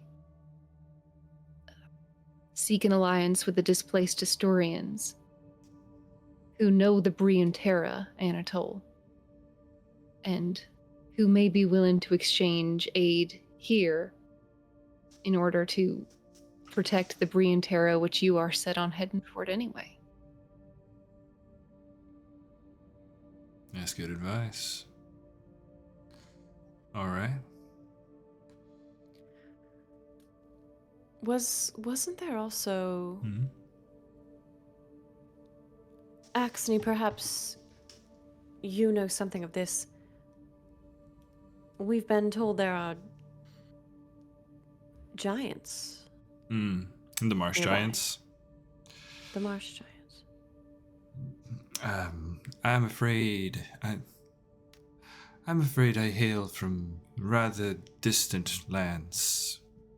I'm unfamiliar with the local giants, but I do know that this area is indigenous. That marsh giants are indigenous to this area, and then proceeds to start talking about marsh giants. Patiently, Cress will wait until he's done speaking, and then Cress will just mention, as far as I'm aware, I do believe the marsh giants are allies of Prana Truffaut, who I did kill. The Aboleth. Yes. Okay. Looks Anatole. Okay. Yeah. Anatole leans back and looks around the table at all of you gathered here. He says, all right. I think the next step on our little crusade is making some friends. Axne, you take us over Dameril. We go up nice and quiet. No weapons or anything, Chimney. We want him to see that we come in peace. And then looks to Pascal, and then Taruk, and then Finn, Farron. I'll just state the obvious. This is our world. That means Dameril is our town. That means that we've got to do something about these Axiomites. And if they're here saying that it is their job to maintain order, well then I guess that just makes us outlaws.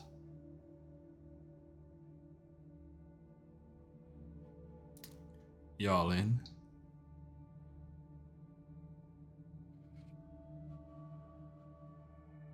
I'm into outlaw. I don't like rules, so yeah. Hey, if it gets me the Everseed, I'm in.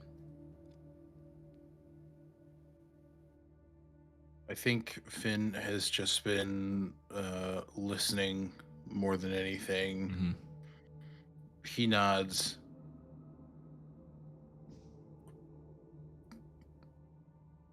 But he nods in agreement, but I think he is unsure about some things. I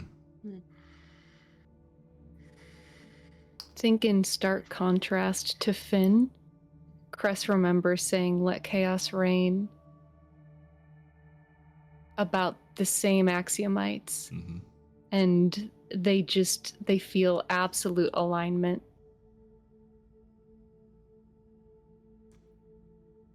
Anatole looks across the desk towards Cress, and seeing the support in Cress's face, he says, "We're gonna make them pay for more than just what they did to Damaril in our towns. I know I've been kind of hesitant lately about picking up this mantle of King of the Sand Sea. But if y'all are willing to stand with me, I think I might just change my mind. I say we run these bastards out of town, and I say that we send a message. We put the Axiomites and these aboleths on notice, and we let them know that the people of the Sand Sea reject their deal, and we are going to liberate our homes. So I hereby consider this my first declaration as Anatole Iusis, Lord of the Sky Citadel and King of the Sand Sea. This is a declaration of war on the Axiomites and their kind." And I think he slams his fist down on the table. And with that, that's where we're going to end our session here. Ooh, good ending. We're going to war. Next stop, war. What is it good for? Absolutely. Liberating Gonna solve a all town. our problems. Liberating literally the world that has been put into chaos Literally because the oceans were taken from us. Everything. Problem. Drums. Right in the pocket. You Got nailed a it. nice rhythm. Thanks. Nice I really rhythm. tried on that one. All right. Friends, here we are. Thank you guys so much for playing. Thank you guys so much for sticking with us. If you have, this is our last session of the year. We will be picking up with Unearthed Inheritance in January. Hannah, do we have the date picked out for that yet? What was it? Yeah, it is. I think Sandsea comes first. Yeah, Sandsea was On the the 4th. 4th. So the 11th will be Unearthed. All right. January 11th is going to be our next Unearthed Inheritance. So, gives you some time to catch up if this was your first time here. Before we leave, let's do a quick round of goodbyes. Let's start with Taruk. Goodbye. My name is Adam, or Mr. Adam. That's MRADDUP, he, they pronouns. You can find me anywhere. I hate that so I'm so much. sorry. Like, truthfully, I hate it so much. Okay. You can find me anywhere online under that name. I voice act, I cosplay, I play TTRPGs. You can find me here playing this game. I'm also in New World Rebellion. I'm also over in January because it's the 6th that's premiering. What day is that premiering? Do we know? New World? No. Pirates. Pirates. Oh, Los Pirates. to be determined. January. Whenever it gets I don't premiered know. in January. I think Pirates over Alex on looking Tales it up. Archive. Yeah. I should remember you said a date, and I can't remember the date off the top of my head. Well, that's me. On to the next one. Button, take the reins. Button, take the wheel. Yeah. I'm Button. My pronouns are they, them. I'm Blue Button on social media. And when I'm not here playing Cressida, you can find me on this channel also in New World Rebellion playing Amanita, a little mushroom person. And when I'm not on Stealthy Elf Productions, you can find me over at Tales Archived, where I'm in the Known Realms to Lush campaign and the January Pirates game. I pass the reins. Alec. Hi everybody, my name is Alec. My pronouns are he, him. You can find me all places on the internet at Tales Archived. I played Finn Reese tonight in this game, and I am Nrim in Heroes of Histaeria, New World Rebellion, and you can find me as the Archivist for Known Realms Telesh. and the captain for Pirates of the Dual Seas. It'll be in January, I guess. Hannah. Hey, what's up? I'm Hannah. I've been playing Farron Balmyar, badass ranger bitch with a bow. And you can find me in a couple other campaigns here. Check them all out. We're here. We're there. We're on Tales Archived. We're all over the place. Cheers. Hey guys, and that leaves me. I've been your GM this evening. My name is David. My pronouns are he, him, and you can catch me here as the game master of all of the Heroes of Histaeria games. That's Unearthed Inheritance, New World Rebellion, and Sandsea Saga. Take two. And then you can also catch me over at Tales Archived when I play Whistle, the Hobgoblin Fighter, in the Known Realms Telesh campaign every Sunday, and in January in our little pirates project. Alright, me hearties. That's been that. Guys, we will see you in the new year. See you in the new year! Bye! Goodbye! Happy holidays, everyone!